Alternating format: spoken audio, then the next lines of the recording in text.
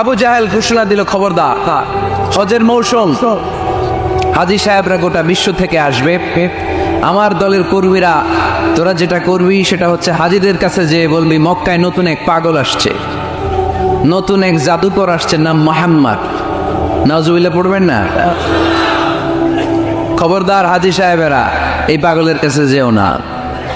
সব হাজিরা গোটা বিশ্ব থেকে এসে মক্কার মিনা প্রান্তরে তাঁবুর ভিতরে ঢুকেছে, আর আবু জাহেলের টিম মেম্বাররা সব তাঁবুর ভিতরে উকি মাইরা কয়, খবরদার, নতুন পাগল আইছে। সবাই কয় নাম কি? কয় মোহাম্মদ। নতুন পাগল এসেছে, নাম মোহাম্মদ। নতুন জাদুকর এসেছে, তার নাম মোহাম্মদ। খবরদার, তার কাছে যেও না, তার কথা শোনো না, শুনলে তোমরাও পাগল হয়ে যাবা, তোমরাও পাগল হয়ে যাবা। সে এত বড় জাদুকর, মুহাম্মদ সাল্লাল্লাহু আলাইহি ওয়াসাল্লাম এত বড় জাদুকর, তার জাদু দেখলে, তার কথা শুনলে হাজবেন্ড ওয়াইফের মধ্যে সম্পর্ক বিচ্ছিন্ন হয়ে যায়। সে এত বড় জাদুকর, তার কথা শুনলে বাবা আর ছেলের সম্পর্ক ছিন্ন হয়ে যায়। সে এত বড় জাদুকর, তার কথা শুনলে বন্ধু বন্ধু আলাদা হয়ে যায়। খবরদার হাজী সাহেবরা, তোমরা হজ করতে এসেছো, করো, জমজমের পানি খাও আর খেজুর নিয়ে যাবা বাড়িতে, কিন্তু মুহাম্মদ সাল্লাল্লাহু আলাইহি ওয়াসাল্লামের কাছে যাওয়া যাবে না। আচ্ছা, আপনারা বুঝে শুনে উত্তর দেন। এই যে লক্ষ লক্ষ হাজী মিনার তাবুতে বসা, আর আবু জাহেলের লোকটা যে বললো নতুন জাদুকরের নাম মোহাম্মদ, তার কাছে যেও না, এই লক্ষ লক্ষ হাজীরা এর আগে জীবনেও মুহাম্মদ সাল্লাল্লাহু আলাইহি ওয়াসাল্লামের নাম শুনছে? তার মানে মুহাম্মদ সাল্লাল্লাহু আলাইহি ওয়াসাল্লামের নাম তাদের কানে পৌঁছে দেওয়ার দায়িত্ব আবু জাহেল নিজেই নিয়ে নিয়েছে। চিল্লায় এখন ঠিক কি না? অপপ্রচার প্রচার হয়ে গিয়েছে। আর সবাই মনে মনে ভাবে, কয় কি এত বড় জাদুকর, হজ করি আর না করি, আরে না দিকে যাওয়া যাবে না, হজ তাড়াতাড়ি কোন রকম সাইরা এই জাদুকরের কাছে আগে যাব, দেখি কেমন জাদু দেখায়, দেখি কত বড় ম্যাজিশিয়ান, দেখি তো কত বড় পাগলের। কারণ আল ইনসানু হারিসুন আলা মা মুনিআ, মানুষকে যেটা নিষেধ করা হয় বেশি মানুষ এটা করতে চায়। যদি বলি ওদিকে যাবি না, ওর বাপের কিরা ওদিকে যাবে, ঠিক কি না? এটা আমাদের স্বভাব, আমাদের খাসলা, আমাদের বৈশিষ্ট্য, যেটা আমাদেরকে নিষেধ করা হয় বেশি ওটা করতে মন চায়। সব হাজিরা মনে মনে ভাবলো আমরা যাব যাব, তোরা যতই বলিস না কেন যাব যাব, হজের পরে অবশ্যই যাব। দেখা গেল হজের পরে বিশ্বনবী মুহাম্মদুর রাসূলুল্লাহ সাল্লাল্লাহু আলাইহি ওয়াসাল্লামের বাড়ির সামনে বিশাল বড় গ্যাদারিং শুরু হয়েছে। সবাই লাইন ধরে দেখা করতে গেছে। দেখা করতে যে বিশ্বনবীর চেহারা দেখে প্রথম নজরই সব পাগল।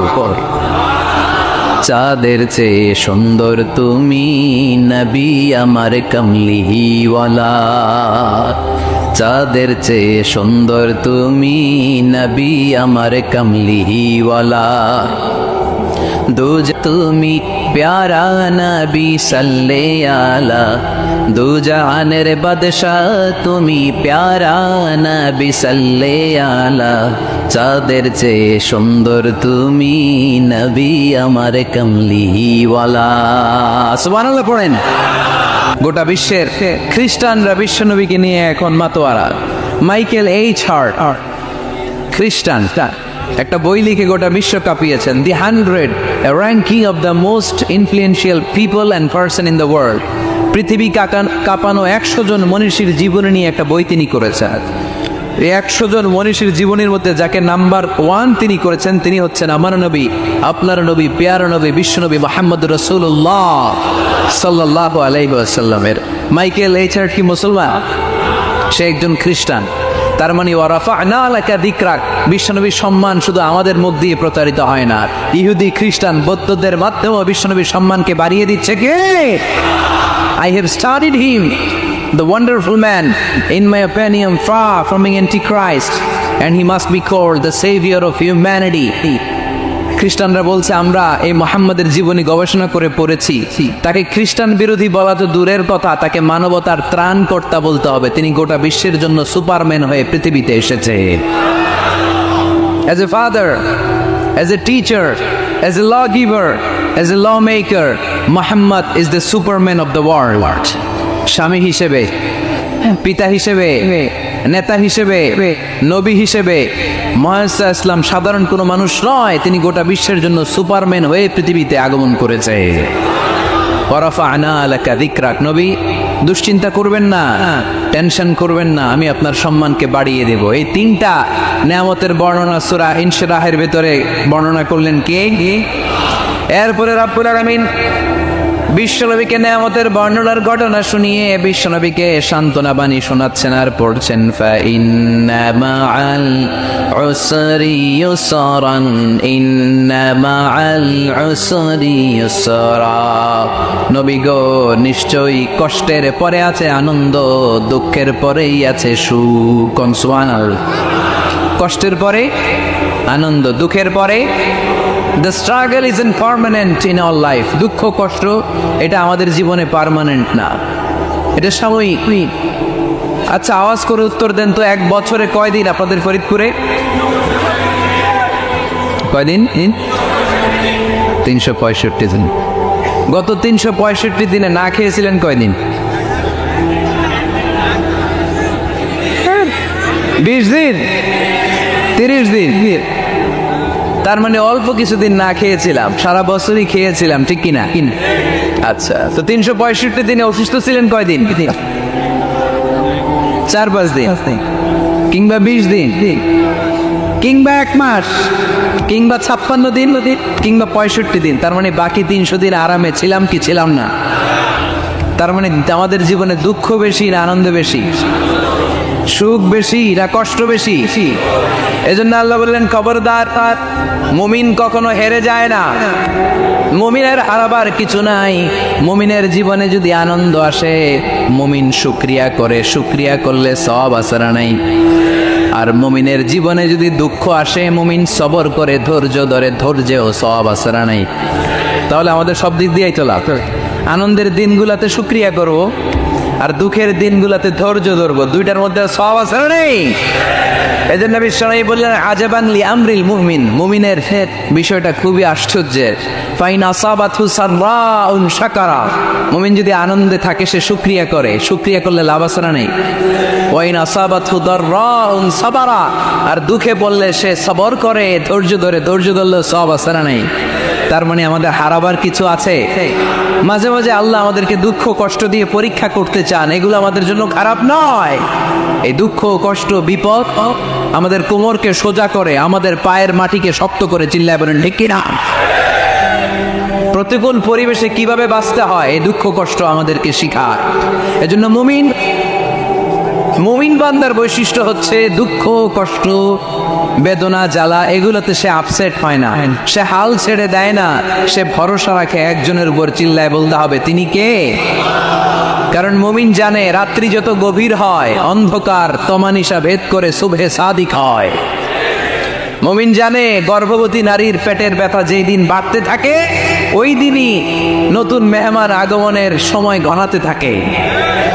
মুমিন জানে তার জীবনে দুঃখ কষ্ট বিপদ যত বাড়তে থাকে, সুখের দিন কাছে আসতে থাকে। এজন্য মুমিনের হারাবার কিছু নেই। ইন্না মাআল উসরি ইউসরা, ইন্না মাআল উসরি ইউসরা। নবী কষ্টের পরেই আছে আনন্দ, দুঃখের পরেই আছে সুখ। আপনি সমস্যায় পড়েছেন, ওই সমস্যার সমাধানও আছে না নাই? এই পৃথিবীতে এমন কোনো সমস্যা আছে যেটা সমাধান নাই? কথা বলে না। সমস্যা তৈরি করেছে কে? আবার সমাধানও দিয়েছে কে? আল্লাহ doesn't create a lock without its key. আল্লাহ কখনো চাবি না বানাইয়া ওইটার তালা বানায় নাই। কথা কন, তালাও যেহেতু আছে, ওই তালার চাবিও বানিয়েছে কে? মা আনজালাল্লাহু দান ইল্লা আনজালাল্লাহু লাহু শিফা। আল্লাহ দুনিয়ায় এমন কোনো রোগ পাঠায় নাই যেই রোগের ঔষধ বানায় নাই, এমন কোন রোগ নাজিল করে নাই যেই রোগের কোনো চিকিৎসা বানায় নাই, হয়তো সেটা আবিষ্কার হয় নাই। অনেকে ক্যান্সারের কথা বলতে পারেন যে হুজুর ক্যান্সার এমন রোগ, এই ক্যান্সার তার নাই কোনো অ্যান্সার, কিন্তু বিজ্ঞানীরা বলতেছে এটারও অ্যান্সার আবিষ্কৃত হচ্ছে। সুবহানাল্লাহ কইবেন না? কিছু কিছু ক্ষেত্রে হয়েও গিয়েছে। এজন্য দুঃখের পরেই আছে সুখ, কষ্টের পরেই আছে আনন্দ। এই দুনিয়াটাই এরকম, কষ্টের পরই আনন্দ। দেখবেন তারাবির নামাজ 20 রাকাত পড়তে কষ্ট লাগে না? কোমরে ব্যথা, হাঁটুতে ব্যথা, কিন্তু 20টা রাকাত যখন শেষ করে মসজিদ থেকে বের হই, একটা আনন্দ আছে না নাই? কষ্ট করে পরীক্ষার জন্য প্রিপারেশন নিলেন আপনি কয়েক মাস, কিন্তু ফলাফল যখন ভালো হয় তখন একটা আনন্দ আছে না নাই? সারাদিন রোজা রাখলেন রমজানে, কি কষ্ট, তৃষ্ণায় গলা ফেটে যায়, কিন্তু ইফতারির সময় যখন রুহ আফজা শরবতটা খাই কেমন লাগে? একটা আনন্দ আছে না নাই? এজন্য আল্লাহ বললেন فإن مع العسر يسرا إن مع العسر يسرا ও নবী, কষ্টের দিন মক্কায় অল্প কিছু দিন, মদিনাতে আনন্দের দিন অপেক্ষা করছে। আমাদের জীবনে যে দুঃখ কষ্ট আসে আমরা ধৈর্য ধরবো, তাওয়াক্কুল করবো একজনের উপর, তিনি কে? কারণ আমরা বিশ্বাস করি কষ্টের দিন এটা চিরকালের জন্য নয়, সামনে আনন্দের দিন আমাদের জন্য সেট করে রেখেছে কে? তাহলে আমরা সূরাতুল ইনশিরাহ থেকে 3টা নেয়ামতের বর্ণনা শুনলাম, বিশ্বনবীকে কি সান্ত্বনা দেয়া হলো সেটা শুনলাম। এবার 2টা গাইডলাইন শুনে তাফসীর আমরা শেষ করব। শুনতেছেন? কষ্ট হচ্ছে তো উঠা বসা করতেছেন কেন? উঠলেন কারা কারা? শেষ করে দিব, দোয়া করে দেই। কি গাইডলাইন দিলেন শুনবেন? কে কে শুনবেন না? হাত তোলেন।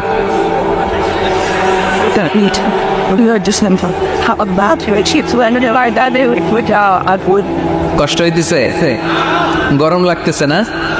আমিও ঘামতেছি আপনাদের সাথে সাথে, অনেক গ্যাদারিং হয়ে গেছে। আসেন আল্লাহর নামে 3টা তাকবীর দেই, তারপর কোন 2টা গাইডলাইন তিনি বিশ্বনবীকে দিলেন ওই নির্দেশনা বাণীটুকু শুনে আজকে আমরা বিদায় নেব। আওয়াজ করে পড়তে হবে লিল্লাহে তাকবীর,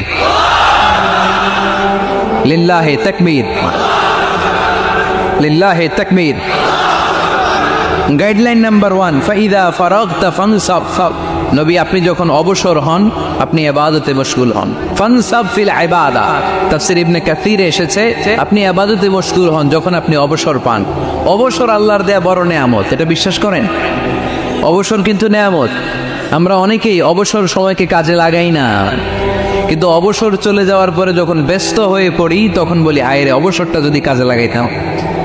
পরীক্ষার পরে 3 মাস ছুটি ছিল, এই 3 মাস অবসরে যদি পড়তাম তাইলে তো আজকে ভার্সিটিতে চান্স পেয়ে যেতাম, ঠিক কিনা? এই জন্য বিশ্বনবীর আল্লাহ বললেন নবী ফাইদা ফারাগতা ফানসাব ওয়া ইলা রাব্বিকা ফারগাব। মাদানী জীবনে, মাক্কি জীবনে, দাওয়াতি কার্যক্রমের পরে, রাষ্ট্রীয় কার্যক্রমের পরে যখনই আপনি অবসর পাবেন তখনই আপনি ইবাদত করেন, তখনই বেশি বেশি আল্লাহর কাছে দোয়া করে। দোয়াটা খুব শক্তিশালী, কিন্তু আমরা অনেকে জানি না কি করে দোয়া করতে হয়। সিনসিয়ার দোয়া ইজ লাইক এ মিসাইল। আপনারা প্রায় পত্রিকায় শুনবেন আমেরিকা অমুক দেশে মিসাইল হামলা করেছে, শুনছেন? মিসাইল হামলা এমন হামলা কত সেন্টিমিটার বেগে যে কোন জায়গায় অ্যাটাক করবে, যেখানে মারার কথা ওখানে পড়বে। ঠিক দোয়াটা হচ্ছে মিসাইলের মতো। আপনি যদি দোয়ার মতো দোয়া করতে জানেন ওই দোয়াটাও জায়গা মতো যে ভেদ করবে। চিল্লা এখন ঠিক কিনা? অভিযোগ কমিয়ে দেন, দেখবেন সুখে থাকবেন। এইটা নাই, ওইটা নাই, এইটা পাই নাই, ওইটা পাই নাই, জীবনে এইটা হই নাই রে, ওইটা পাইলাম না রে, এরকম অভিযোগ করে দাদা আসছে অনেক। এরকম লোক আছে না নাই? এরা অসুখী, এরা অসফল। সফল ব্যক্তিদের একটা গুণাবলী হচ্ছে এরা কমপ্লেইন করে কম, কমপ্লেইন করে কম, তারা শুকরিয়া করে বেশি। দে আর ভেরি গ্রেটফুল, তারা শুকরিয়া করে বেশি। এটা পাই নাই, ওইটা পাই নাই এগুলো বলবেন না, কারণ আপনি যেটা পাইয়া খুশি না, অনেকে এইটা পাওয়ার জন্য সংগ্রাম করে যাচ্ছে। ঠিক, আপনি এখন যেই জায়গাটাতে আছেন এই জায়গাটাতে পৌঁছা অনেকে স্বপ্ন, আপনি এটা পেয়ে খুশি না, কিন্তু আপনার জায়গায় পৌঁছার জন্য অনেকে স্ট্রাগল করে যাচ্ছে, সংগ্রাম করে যাচ্ছে। আপনি যেই পজিশনে আছেন শুধু এই পজিশনে আসাটাই অনেকের স্বপ্ন, তো শুকরিয়া করবেন না কেন? এজন্য সবসময় আমাদের বেশি বেশি শুকরিয়া করতে হবে। রব্বুল আলামিন বলেন কুল লাউ কানাল বাহরু মিদাদাল লিকালিমাতি রাব্বি লানাফিদাল বাহরু ক্বাবলা আন তানফাদা কালিমাতু রাব্বি ওয়ালাউ জিনা বিমিসলিহি মাদাদা। সাগরের জলকে কালি করে, গাছের পাতাকে খাতা করে, তোমার মহিমা লেখা শেষ হবে না, যদিও লিখি প্রভু জীবন ভরে। সাগরের জলকে কালি করে, গাছের পাতাকে খাতা করে, তোমার মহিমা লেখা শেষ হবে না, যদিও লিখি প্রভু জীবন ভরে, সাগরের জলকে কালি করে। চিল্লায় বলেন ঠিক কিনা? সব সাগর মহাসাগরের জল যদি কালি হয়ে যায়, কি উপমা দিলেন আল্লাহ! সব সাগরের পানি যদি কালি হয়ে যায়, সব গাছের পাতাও যদি খাতা হয়ে যায়, আর সাগরের জল নামক কালি দিয়ে গাছের পাতা নামক খাতার উপরে যদি আমি আল্লাহর প্রশংসা তোমরা লিখতে শুরু করে দাও, সাগরের জল শেষ হয়ে যাবে, গাছের সব পাতাগুলো ফুরিয়ে যাবে, আমি আল্লাহর প্রশংসা করে শেষ করা যাবে না। সুবহানাল্লাহ বাড়িতে যায় বলবেন। সাগরের জল, চারটিখানি কথা। কয়টা সাগর দেখছেন আপনি? কয়টা সাগর ঘুরছেন? প্রশান্ত মহাসাগর দেখছেন আপনি? আটলান্টিক মহাসাগর দেখেছি আমরা?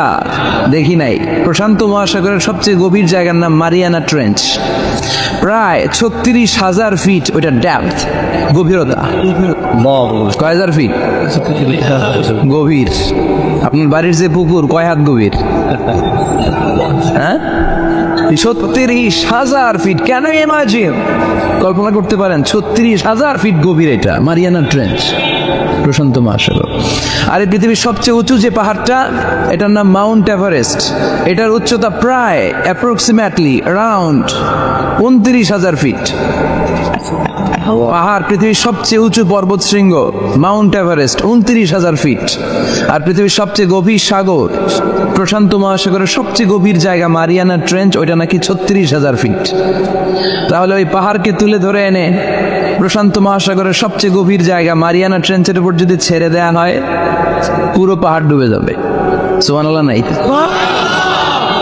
পুরো পাহাড় ডুবে যাবে, উপরে পানি থেকে যাবে প্রায় 7,000 ফিট। আল্লাহু আকবার। এই পৃথিবীর দ্বিতীয় গভীরতম সাগরের নাম আটলান্টিক মহাসাগর। এই সাগরের সবচেয়ে গভীর জায়গার নাম হচ্ছে পুয়ের্টো। এই পুয়ের্টোর গভীরতা প্রায় 33,000 ফিট। কত? আর সবচেয়ে বড় পাহাড় 29,000 ফিট। তো এই সাগরেও যদি বড় পাহাড়টা পৃথিবীর সবচেয়ে উঁচুতম পর্বত শৃঙ্গকে এনে ছেড়ে দেওয়া হয়, পুরো পাহাড় পানিতে তলিয়ে তো যাবেই, এর উপরে আরো পানি থেকে যাবে 4,000 ফিট। সাগর, মহাসাগর, পানি বেশি না কম? বেশি। জোরে বলেন। বেশি। কি বিশাল আটলান্টিক মহাসাগর! লম্বায় তো অনেক বড়, আড়াআড়ি ভাবে এটারে ক্রস করে অনেক প্লেন, অনেক বিমান। আগে কনকর্ড ক্রস করতো হিথ্রো এয়ারপোর্ট থেকে জন এফ কেনেডি এয়ারপোর্টে ল্যান্ড করার জন্য, ঘন্টায় 1000 মাইল বেগে ছুটতে প্লেনগুলি। তারপরেও আড়াআড়ি ভাবে, লম্বায় না, আড়াআড়ি ভাবে আটলান্টিক মহাসাগরকে ক্রস করতে 3-4 ঘন্টা লেগে যেত। প্লেন যদি ঘন্টায় চলে 1000 মাইল বেগে, আর আটলান্টিক মহাসাগরের পাশ যেটা প্রশস্ত, এটা ক্রস করতে যদি 3 ঘন্টা লাগে, তাহলে পাশে কয় হাজার কিলোমিটার? 3,000 কিলোমিটার। সুবহানাল্লাহ কইবেন না? এত বিশাল বিশাল সাগর। সাগর কি, মহাসাগর কি এই দুইটা যে প্রশান্ত আর আটলান্টিক? না, ভারত মহাসাগর, উত্তর মহাসাগর, দক্ষিণ মহাসাগর, বঙ্গোপসাগর, কৃষ্ণ সাগর, ভূমধ্য সাগর, লোহিত সাগর, চায়না সাগর, শত শত সাগরে ভরপুর মহাবিশ্ব। এই সব সাগরের পানি যদি কালি হয়ে যায়, কি হয়ে যায়? আর পৃথিবীতে যত গাছ আছে সব গাছের পাতা যদি খাতা হয়ে যায়, গাছ কয়টা আছে কুমিল্লায়?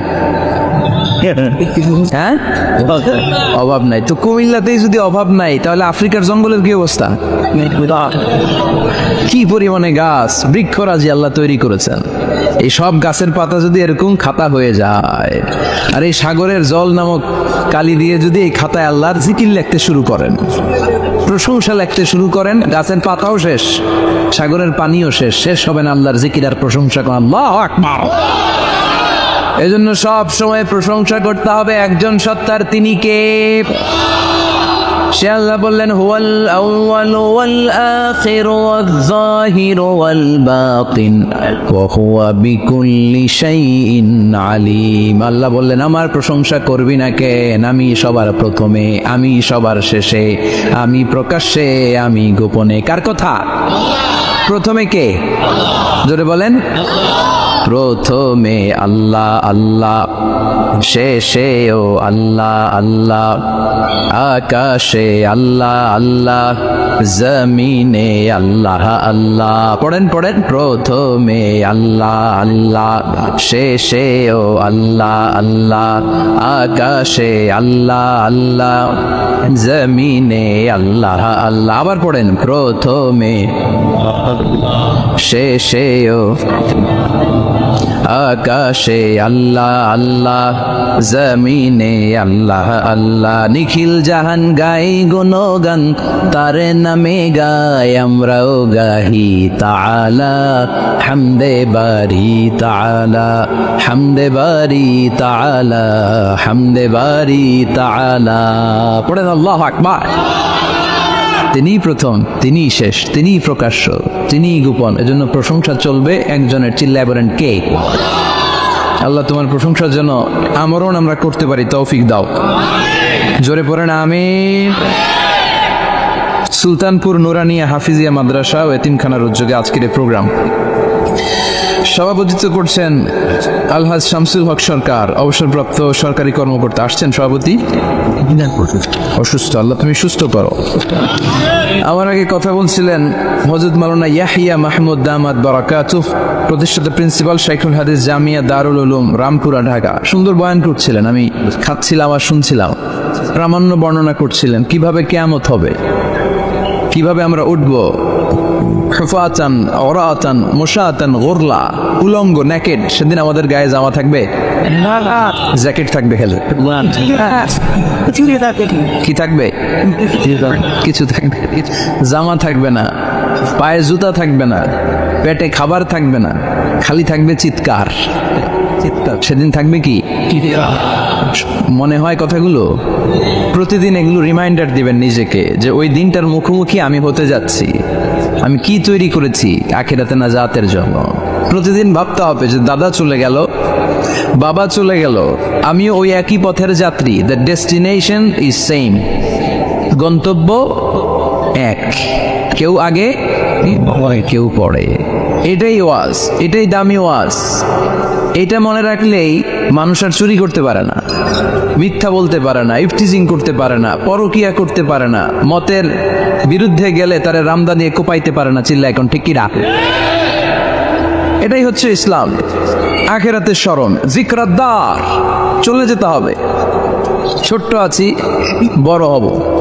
এই যে দাড়ি পাকা মুরব্বীরা যারা আছেন, ওনার মায়ের পেট থেকে তো এরকম সাদা দাড়ি নিয়ে বেরিয়েছিল না? ছোট্ট বাচ্চা হয়ে এসেছিল, ওনারা ওয়া ওয়া করে কেঁদেছে। শৈশব, কৈশোর, যৌবন, প্রৌঢ়ত্ব, বার্ধক্য, বয়সের ভার, চুল আর দাড়ির শুভ্রতা। আগে ছিল সিঙ্গেল, হয়েছে ডবল, এরপর হয়েছে মেয়ের বাপ, এরপরে শ্বশুর, এরপরে নানা। This is the circle of life.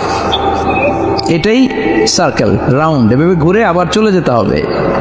এই চিন্তাটা যদি মাথায় থাকে, ওই লোক টেন্ডারবাজি করতে পারে, চাঁদাবাজি, ইফটিজিং, মিথ্যা বলতে পারে, যৌতুক খেতে পারে। এজন্য সব সময় give yourself the reminder of আখিরাহ। আখিরাতের রিমাইন্ডার নিজেরাই নিজে দেন। অন্যায় হয়ে গেলে, ভুল হয়ে গেলে রিমাইন্ডার দেন যে থাকতে আসি নাই, চলে যাব। কেউ থাকতে পারে নাই, নবীরাও পারে নাই। যে মালাকুল মাউত রূহ কবজ করে, ওই ফেরেশতা থাকতে পারছে? চলে গেছে। আমাদেরকে চলে যেতে হবে। আল্লাহ বোঝার তৌফিক দাও। তো উনি এগুলো নিয়ে দেখলাম কথা বলছিল, চমৎকার বলছিল। এরকম ভালো আলেমদের দাওয়াত দেওয়া উচিত, যারা কিচ্ছা কাহিনী না বলে কনস্ট্রাকটিভ কথা বলে, কিছু শিখে যাওয়া যায়, কিছু জেনে যাওয়া যায়। পুঁজির বোঝাটা হালকা না, ভারী করা যায়, ঠিক কি না? আল্লাহ আমাদেরকে তৌফিক দান করুক, উনি যা বললেন আমরা যেন আমল করতে পারি। আর অনেকে কথা বলেছেন, যারাই বলেছেন নিঃসন্দেহে কোরআন থেকে বলেছেন। আমরা চাই এই কোরআনের কথা ছড়িয়ে পড়ুক শহর, গ্রাম, বন্দর, বিশ্বের আনাচে কানাচে, সব জায়গায়। রাজি আছেন তো? কোরআন দিয়ে দেশ চলুক আমরা চাই না? কোরআন দিয়ে সমাজ চলুক আমরা চাই না? কোরআনের ভেতরে সব সমস্যার সমাধান দিয়েছে কে? সমাধান চাও যদি জীবনে মরণে, ফিরে যাও খুঁজে নাও চোখ রাখো কোরআনে। পড়েন সবাই, সমাধান জীবনের মরণে, ফিরে যাও খুঁজে নাও চোখ রাখো কোরআনে। If you want the solution this দুনিয়া এন্ড আখিরা, go back have a look to the holy কোরআনে। ঠিক কি না? Go back, sit down and have a look to the Quran. বসো, ঠান্ডা মাথায় দেখো কোরআনে কি বলেছে আল্লাহ। প্রবলেম সলভিং মেথোডোলজি, সব সমস্যার সমাধান এই কোরআনে আছে না নাই? এই কোরআনের মজলিসে আজকে আসতে বসতে পেরে খুশি না বেজার? কম না বেশি? আসুন আমরা আল্লাহর দরবারে শুকরিয়া জানাই আর পড়ি আলহামদুলিল্লাহ। প্রাণটা খুলে পড়েন আলহামদুলিল্লাহ। আল্লাহর একটা ডাক দেন, বলেন ইয়া আল্লাহ। আরো জোরে পড়েন ইয়া আল্লাহ। আল্লাহ তুমি কবুল কর। আমরা সরাসরি এই বইটা থেকে এখন কথা শুনবো। এই দেখেন, পৃথিবীর কোনো বই এত ময়লা থাকে না যত ময়লা থাকে কোরআনে। কারণ সমাধান দিবে তো, এজন্য ময়লা টয়লা নিয়ে সব সমাধান করে ফেলবে কোরআন। যত জায়গায় তাফসির করতে যাই ধুলাবালি মিশে থাকে। Quran for not your bookshelf, Quran is for yourself. Quran আপনার বুক সেলফের জন্য না, কোরআন আপনার জন্য। আমরা বুক সেলফে রাখি, তাও নিচের থাকে না, উপরের থাকে, যাতে কেউ নাগাল না পায়। এরকম ডাকাইতে আছে না নাই? কোরআনের সাথে অ্যাটাচমেন্ট বাড়াতে হবে। You have to increase your attachment with the holy Quran. এটা এনলাইটেন করতে এসেছে আপনার জীবনকে, আলোকিত। এই যে আমরা কোরআনের উপর আলোকপাত করি না, এটা এনলাইটেন করে, আলো বিচ্ছুরিত করে, আপনার জীবনকে উজালা করবে। এজন্য কোরআনের সাথে সম্পর্ক বাড়াতে হবে, শুদ্ধভাবে পড়তে জানতে হবে, অর্থ জানতে হবে। আল্লাহ কি বলেছেন জানতে মনে চায় না? আসুন আমরা জানার চেষ্টা করি। আল্লাহ তুমি তৌফিক দাও, পড়েন আমিন। আমি আপনাদের খেদমতে সূরা ইয়াসিন থেকে তেলাওয়াত করছি, টের পাইছেন? ইয়াসিন মুখস্থ আছে কার কার? আর উঠবে না? আর মাশাআল্লাহ, অর্ধেক মুখস্থ আছে কার দেখি? আচ্ছা, প্রথম 5 আয়াত মুখস্থ আছে কার? আচ্ছা, এই সূরার নাম আজকে প্রথম শুনছেন কে কে? হাত তোলেন। নাম সবাই শুনছে, তাই না? আল্লাহ কবুল করো। আরো জোরে পড়েন আমিন। তো সূরাতুল ইয়াসিন থেকে আজকে আমরা কথা শুনবো ইনশাআল্লাহ। পড়েন যতটুকু আমাদের সাধ্যে কুলায়। এটা মাক্কি সূরা। সূরা ইয়াসিনটা কি সূরা? মাক্কি সূরা।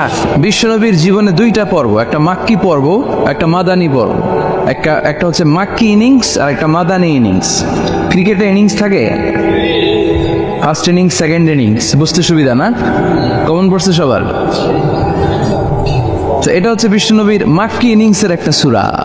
মাক্কি ইনিংসের বৈশিষ্ট্য হচ্ছে বিশ্বনবী তাওহীদের দাওয়াত দিয়েছেন, রিসালাতের দাওয়াত দিয়েছেন, আখিরাতের কথা বলেছেন, একটু নরম নরম কথা বলেছেন। কারণ চারদিকে খালি মাইর, চারদিকে কি কোরআনের কথা বলে মাইর আসছে না? মার খেতে হয়, বকা শুনতে হয়, ঝুঁকি নিয়ে কথা বলতে হয়। চিল্লা এখন ঠিক কিনা? বিশ্বনবীরে বলা হলো এগুলো ছেড়ে দেন, এগুলো ছেড়ে দেন। সুন্দরী নারী দেব, টাকার পাহাড় দেব, ক্ষমতার চেয়ারে বসিয়ে দেব, সব দিব। এই হচ্ছে আমাদের 3 দফা। নারী দিব, সম্পদ দিব, ক্ষমতা দিব। বিশ্বনবী বললেন আমার খালি 1 দফা। আমার কয় দফা? লা ওয়াদাউ আশ-শামসা ফি ইয়ামিনি, সূর্য যদি ডান হাতেও দাও, ওয়াল কামারা ফি ইয়াসারি, চন্দ্র যদি বাঁ হাতেও দাও, এই কালেমার দাওয়াত থেকে 1 হাতও আমার পিছনে নেওয়া যাবে না। চিল্লা এখন ঠিক কি না? মুমিন কখনো ভয় পায় না, মুমিন কখনো পিছু হটে না, মুমিন স্ট্র্যাটেজি চেঞ্জ করে, মুমিন কৌশলী হয়। এই রাস্তা দিয়ে যাওয়া যায় না, বৈশা বৈশা কেঁদে লাভ নাই, রাস্তা আরেকটা খুঁজতে হবে, আরেকটা রাস্তা বানায় নিতে হবে। এটাই হচ্ছে মুমিনের বৈশিষ্ট্য। আল্লাহ তুমি বোঝার তৌফিক দাও। তো বিশ্বনবীর মাক্কি ইনিংসের খেলার সিস্টেম ছিল ঠ্যাক দিয়ে খেলতেন। ক্রিকেটে কি বলে যে উইকেট বাঁচায় খেলতে হবে, তোমার উইকেট যাতে পড়ে না যায়। তো ঠেকায় ঠেকায় খেলে। তো বিশ্বনবী ঠেকায় ঠেকায় খেলছেন আর 4 ছক্কা মারছে সব মাদানী ইনিংসে। সুবহানাল্লাহ নাই? মাদানী ইনিংসে বিশ্বনবী গর্জে উঠলেন, জ্বলে উঠলেন আপন শক্তিতে। রবি না? তো বিশ্বনবী মাদানী ইনিংসে যেটা করেছেন সেটা হচ্ছে সমাজ সংস্কার করেছেন। He was a very good reformer of the society. As a father, as a husband, as a reformer of the society, as a lawgiver, as a lawmaker, as a commander, and as a messenger, Muhammad is the Superman of the world. স্বামী হিসেবে, বাবা হিসেবে, নেতা হিসেবে, নবী হিসেবে, সমাজ সংস্কারক হিসেবে, আইন প্রণেতা হিসেবে মুহাম্মদ হচ্ছেন এই পৃথিবীর জন্য সুপারম্যান। তার কোনো তুলনা হয় না, বিশ্বনবীর কোনো তুলনা হয় বিয়ন্ডলেস, বাউন্ডলেস, বটমলেস। তার নিয়ে কথা বলতে গেলে সময় ফুরায় যাবে, মাইকের ব্যাটারি শেষ হয়ে যাবে, মাগার কথা শেষ হবে। এজন্য ওনার জীবনের ক্ষেত্রে বলা হয় বিয়ন্ডলেস, বাউন্ডলেস, বটমলেস, অসাধারণ ব্যক্তিত্ব, সুপার ক্যালিফ্রাজিলিস্টিক এক্সপিয়ালিডোসাস, অসাধারণ, যার কোনো তুলনা হয় না, এক্সেলেন্ট, আনপ্যারালাল। মাদানী জীবনে উনি সশস্ত্র সংগ্রাম করলেন, সংস্কার করলেন সমাজটাকে, সেনাবাহিনী বানালেন। তখন আর নরম নরম ভাবে খেলে নাই, গরম ভাবে খেলেছে। এটা হচ্ছে ইমানের দাবি। মুমিনরা কৌশলী হয়, যখন যে পরিস্থিতি, ওই পরিস্থিতির সাথে তাদের স্ট্র্যাটেজি তারা পাল্টায়। তো বিশ্বনবীর মাদানী ইনিংসে এই সূরা নাজিল হয়নি, হয়েছে মাক্কি ইনিংসে, মাক্কি সূরা। এই সূরার অনেক ফজিলত, ছোটবেলা থেকেই সূরা ইয়াসিনের অনেক ফজিলতের কথা আমরা শুনেছি না? বিশ্বনবী বলেছেন ইন্না লিকুল্লি শাইইন কলবান ওয়া কলবুল কুরআনি সূরাতু ইয়াসিন। সব জিনিসের একটা কলব আছে, হৃদয় আছে, অন্তর আছে, আর কোরআনের কলবের নাম হচ্ছে সূরা ইয়াসিন। বিশ্বনবী বললেন ইন্না লিকুল্লি শাইইন কলবান, সব জিনিসের একটা কলব আছে। ওয়া ইন্না কলবাল কুরআনি সূরাতু ইয়াসিন, আর কোরআনের কলবের নাম হলো সূরাতু ইয়াসিন। মান ক্বারাআ সূরাতা ইয়াসিন মাররা ওয়াহিদা, একবার সূরাতু ইয়াসিন তেলাওয়াত করলে 10 পারা কোরআন খতমের সওয়াব হয়ে যায়। বিশ্বনবী বলতেন ইন্না ফিল জাসাদি মুদগা, দেহে একটা গোশতের টুকরা আছে, ইদা সালুহাত সালুহাল জাসাদু কুল্লু, এই দেহের গোশতের টুকরা যদি ভালো হয়ে যায় পুরো দেহটারে ভালো করে দেয় কে? এই দেহের গোশতের টুকরাটা যদি পচে যায় পুরো দেহটারে নষ্ট করে দেয় কে? বিশ্বনবী বললেন আলা ওয়াহিয়াল কলব, ওই টুকরাটার নাম হলো কলব। টুকরাটার নাম কি? এজন্য কলবের মধ্যে আল্লাহর জিকির বসাইতে হবে। কি বসাবেন? নাকি আয়না বসাবেন? আয়না বসায় না, আয়না বসাইয়া দে মোর দয়াল বাবা, কেবলা কাবা, সব মুখস্থ। আয়না বসাইয়া দে মোর, নবীর কলবে আয়না বসায় নাই নবী। সেদিন আবু বকর, ওমর ফারুক, কেউ আয়না বসাইছে? আবু হানিফা, শাফিঈ, এরা কলবের মধ্যে আয়না বসাইছে? বসাইছে জিকির। চিল্লায় বলেন বসাইছে কি? এজন্য আল্লাহ বললেন আলা বিযিক্রিল্লাহি তাতমাইন্নুল কুলুব। দুনিয়ার কোন জিনিস দিয়ে কলব ঠান্ডা হয় না, দুনিয়ার কোন জিনিস দিয়ে কলব পরিচ্ছন্ন হয় না। কলব শুধু পরিচ্ছন্ন হয় একটা জিনিস দিয়ে, লা ইলাহা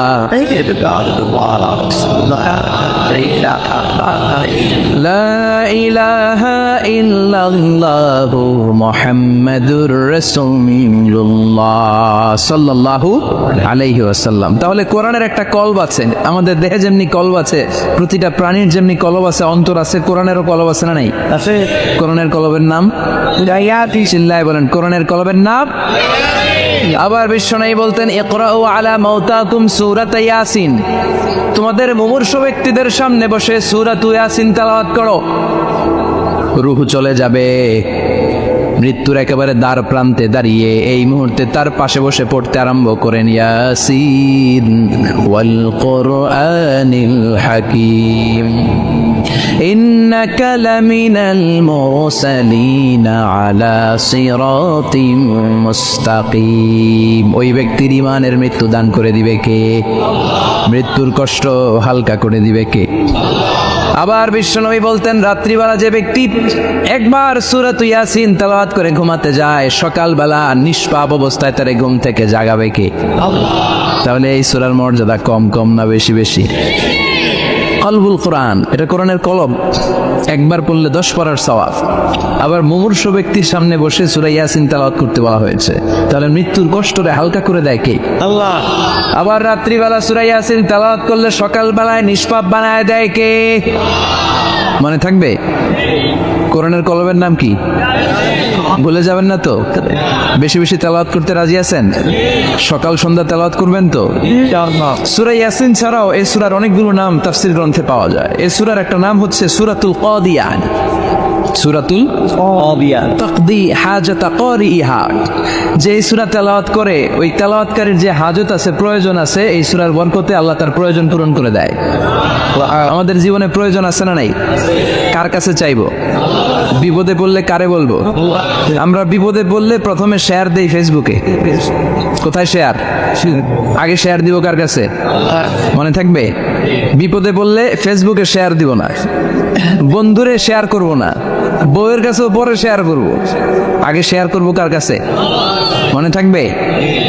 এজন্য বিশ্বনবী বলতেন এই সূরার নাম সূরাতুল কাদিয়া, মানুষের হাজত পূরণ করে দেয়। এই সূরা তেলাওয়াত করে যদি আপনি আল্লাহর কাছে কোনো বিপদ থেকে পানা চান অথবা কোনো প্রয়োজন নিয়ে দোয়া করেন, সূরার বরকতে প্রয়োজনটা পূর্ণ করে দেয় কে? কেউ যেটা পারে না পারে কে? কেউ যেটা দেয় না দেয় কে? কেউ যেটা শোনে না শোনে কে? তাহলে পেলাম সূরাতুল কাদিয়া। আরেকটা নাম আছে সূরার, সেটা হচ্ছে সূরাতুল আযীমা। সুবহান সূরা। কি সূরা? সুবহান। আযীমা। এই আযীম আর আযীমা এই শব্দ দুইটা অনেক দামি, আল্লাহ যে কোনো জায়গায় ব্যবহার করেন নাই। বিশ্বনবীর চরিত্রের উপমা দিতে যে আল্লাহ আযীম শব্দ বলেছেন, তাই না? রব্বুল আলামিন বলেন ওয়া ইন্নাকা লাআলা খুলুকিন আযীম। ও নবী, সাধারণ কোন চরিত্র আপনারে আমি দেই নাই, আপনারে আমি দিয়েছি আযীম একটা চরিত্র। খুলুকুন আযীম, and verily indeed you are on a very good standard of character। অসাধারণ চরিত্র দিয়েছে। বিশ্বনবীর চরিত্র বোঝাতে যে আল্লাহ কি শব্দ ব্যবহার করেছেন? কথা বলে না, তাফসীর শিখে যেতে হবে। কোন শব্দ ব্যবহার করেছেন? আযীম। আবার আল্লাহ নিজের পরিচয় দিতে যে আযীম বলেছেন, ওয়ালা ইয়াউদুহু হিফযুহুমা ওয়া হুয়াল আলিয়্যুল আযীম। সুবহানাল্লাহ। আকাশ জমিনের নিয়ন্ত্রণ করতে যে আল্লাহ কখনো ক্লান্ত হয় নাকি? কারণ তিনি হচ্ছেন আল আলিয়্যুল আযীম। আল্লাহু আকবার। তার মানে নবীর চরিত্রের ক্ষেত্রে আযীম, আল্লাহর নিজের সত্তার ক্ষেত্রে আল্লাহ বললেন আযীম। আবার বললেন কিয়ামতের দিন গোটা পৃথিবীটারে আমি নাড়িয়ে দেব, গোটা পৃথিবীতে একটা আমি ভূমিকম্প দিব। এই কথাও কোরআনে আছে না নাই? ইযা জুলজিলাতিল আরদু জিলজালাহা আল কারিয়াতু মাল কারিয়া। পুরো পৃথিবী কাঁপিয়ে দিব। এই কাঁপাকাঁপিটা ওই দিনের ভূমিকম্পটা কি অন্যান্য সময়ের ভূমিকম্পের মতো হবে? এই ভূমিকম্পকে আল্লাহ বলেছেন আযীম। ইন্না জালজালাতাস সাআতি লাশাইউন আযীম। সেদিনের ভূমিকম্প সাধারণ কোনো আর্থকোয়েক নয়, সাধারণ ভাইব্রেশন না, এটা আযীম। আবার আল্লাহ কোরআনকেও আযীম বলেছেন, ওয়ালাকাদ আতাইনাকা সাবআম মিনাল মাসানি ওয়াল কুরআনাল আযীম। ও নবী, আমি আপনারে নিত্য পাঠনীয় সপ্তবাক্য সূরাতুল ফাতিহা দিয়েছি, সাথে সাথে কোরআনে আযীম দান করেছি। সুবহানাল্লাহ। তার মানে কোরআনের ক্ষেত্রে আযীম, কিয়ামতের ভূমিকম্প এটা আযীম, আল্লাহ নিজেও আযীম, বিশ্বনবীর চরিত্র। আবার এই সূরাটাও যেহেতু দামি, এজন্য এই সূরার নাম সূরাতুল আযীমা, সূরাতুল সুবহান সূরা। এটা যেন তেন সূরা নয়, এটা তো কোরআনের কলব। কলব ছাড়া মানুষ বাঁচে? হার্ট ফাউন্ডেশনে যেয়ে দেখবেন মানুষের কি অবস্থা। হৃদরোগ, হৃদয় যার নষ্ট, তার যে কত কষ্ট। এই যে কি পরানো লাগে এখন? রিং পরায়, এনজিওগ্রাম, এনজিওপ্লাস্টি করে আর্টারি ব্লক করে ফেলে। চর্বি, এত চর্বি আমরা খাই, এত গরুর গোশত আমরা খাই। মনে রাখবেন, যেই প্রাণীর পা বেশি ওইটার ভিতরে কোলেস্টেরল বেশি। মাছের কয় পা? হ্যাঁ, নাই, এখানে নাই, মাছের পাটা নাই, কোলেস্টেরল নাই। মুরগির কয় পা? জোরে বলতে হবে। তার মানে কিছু কোলেস্টেরল আছে না নাই? গরুর কয় পা? কোলেস্ট্রল বেশি না কম? এইবার কোন চিংড়ির কয় পা? সবচেয়ে বেশি কোলেস্ট্রল কন্টেইন করে শ্রিম্প, প্রন, চিংড়ি। এজন্য এগুলো কম খাইতে হবে। তবে 40-এর আগে যারা আছেন ধুমায়া খান, 40-এর পরে এই যে মাটন, ল্যাম্প, ছাগলের গোশ, খাসির গোশ, চিংড়ি, এগুলো আপনার ডায়েট থেকে বাদ দিয়ে দিতে হবে। বুঝতে পেরেছেন? এজন্য এই সূরাটা যেন তো সূরা নয়, এটা তো কোরআনের কলিজা, হার্ট, হৃদয়। এজন্য সূরাটা সূরাতুল আযীমা। সুবহানাল্লাহ পড়েন। তার মানে 1 নম্বরে পেলাম সূরাতুল কাদিয়াহ, 2 নম্বরে পেলাম সূরাতুল আযীমা, 3 নম্বরে সূরার আরেক নাম হলো সূরাতুল মুইম্মা। সূরাতুল মুইম্মা। মুইম্মার 2 অর্থ। এক অর্থ হচ্ছে এটার বরকতটা আম, সবার জন্য, যেই পড়ে সেই বরকত পায়, এজন্য মুইম্মা। আবার মুইম্মার আরেক অর্থ হচ্ছে যে সূরা শত্রুকে অন্ধ করে দেয়। কি করে দেয়? এই সূরার প্রথম 9টা আয়াত যদি বিপদে পড়ে, শত্রুর কবলে পড়ে আপনি তেলাওয়াত করেন, শত্রুর চোখটারে অন্ধ করে দিবে কে? বিশ্বনবী মক্কা থেকে যখন মদিনায় যায়, হিজরতের সময় বিশ্বনবী সূরা ইয়াসিনের প্রথম 9টা আয়াত তেলাওয়াত করলেন। তেলাওয়াত করে আল্লাহর নাম নিয়ে ঘর থেকে বের হলেন। আশেপাশে কাফেররা ঘুরে কিন্তু বিশ্বনবীরে দেখে না। সবাই খেলে এরকম এরকম করে, ডানে বায়ে হাতায়, বিশ্বনবীর সামনে দিয়ে যায়, কিন্তু কাফেরদের চোখ অন্ধ করে দিয়েছে কে? এজন্য কোরআন তেলাওয়াত করলে কাফেরদের চোখকে অন্ধ বানায় দেয় কে? এজন্য সূরার একটা নাম হচ্ছে সূরাতুল মুইম্মা। কি নাম? অন্ধ করে দেয়। তাফসিরে কুরতুবীর মুসান্নিফ ইমাম আল কুরতুবী, ওনাকে জালিম বাদশা বন্দী করেছিল। ওনার তাফসিরে এসেছে উনি শক্তিশালী লোক ছিলেন, জেলখানা ভেঙে বাঁচার জন্য দিছে দৌড়। ওনারেও ধরার জন্য জালিম বাদশার সৈনিকেরা ঘোড়া নিয়ে রওনা হয়েছে। উনিও দৌড়ায়, ঘোড়াও পেছন থেকে আসে। ওমিয়া মানুষ কি ঘোড়ার দৌড়ের সাথে পারে?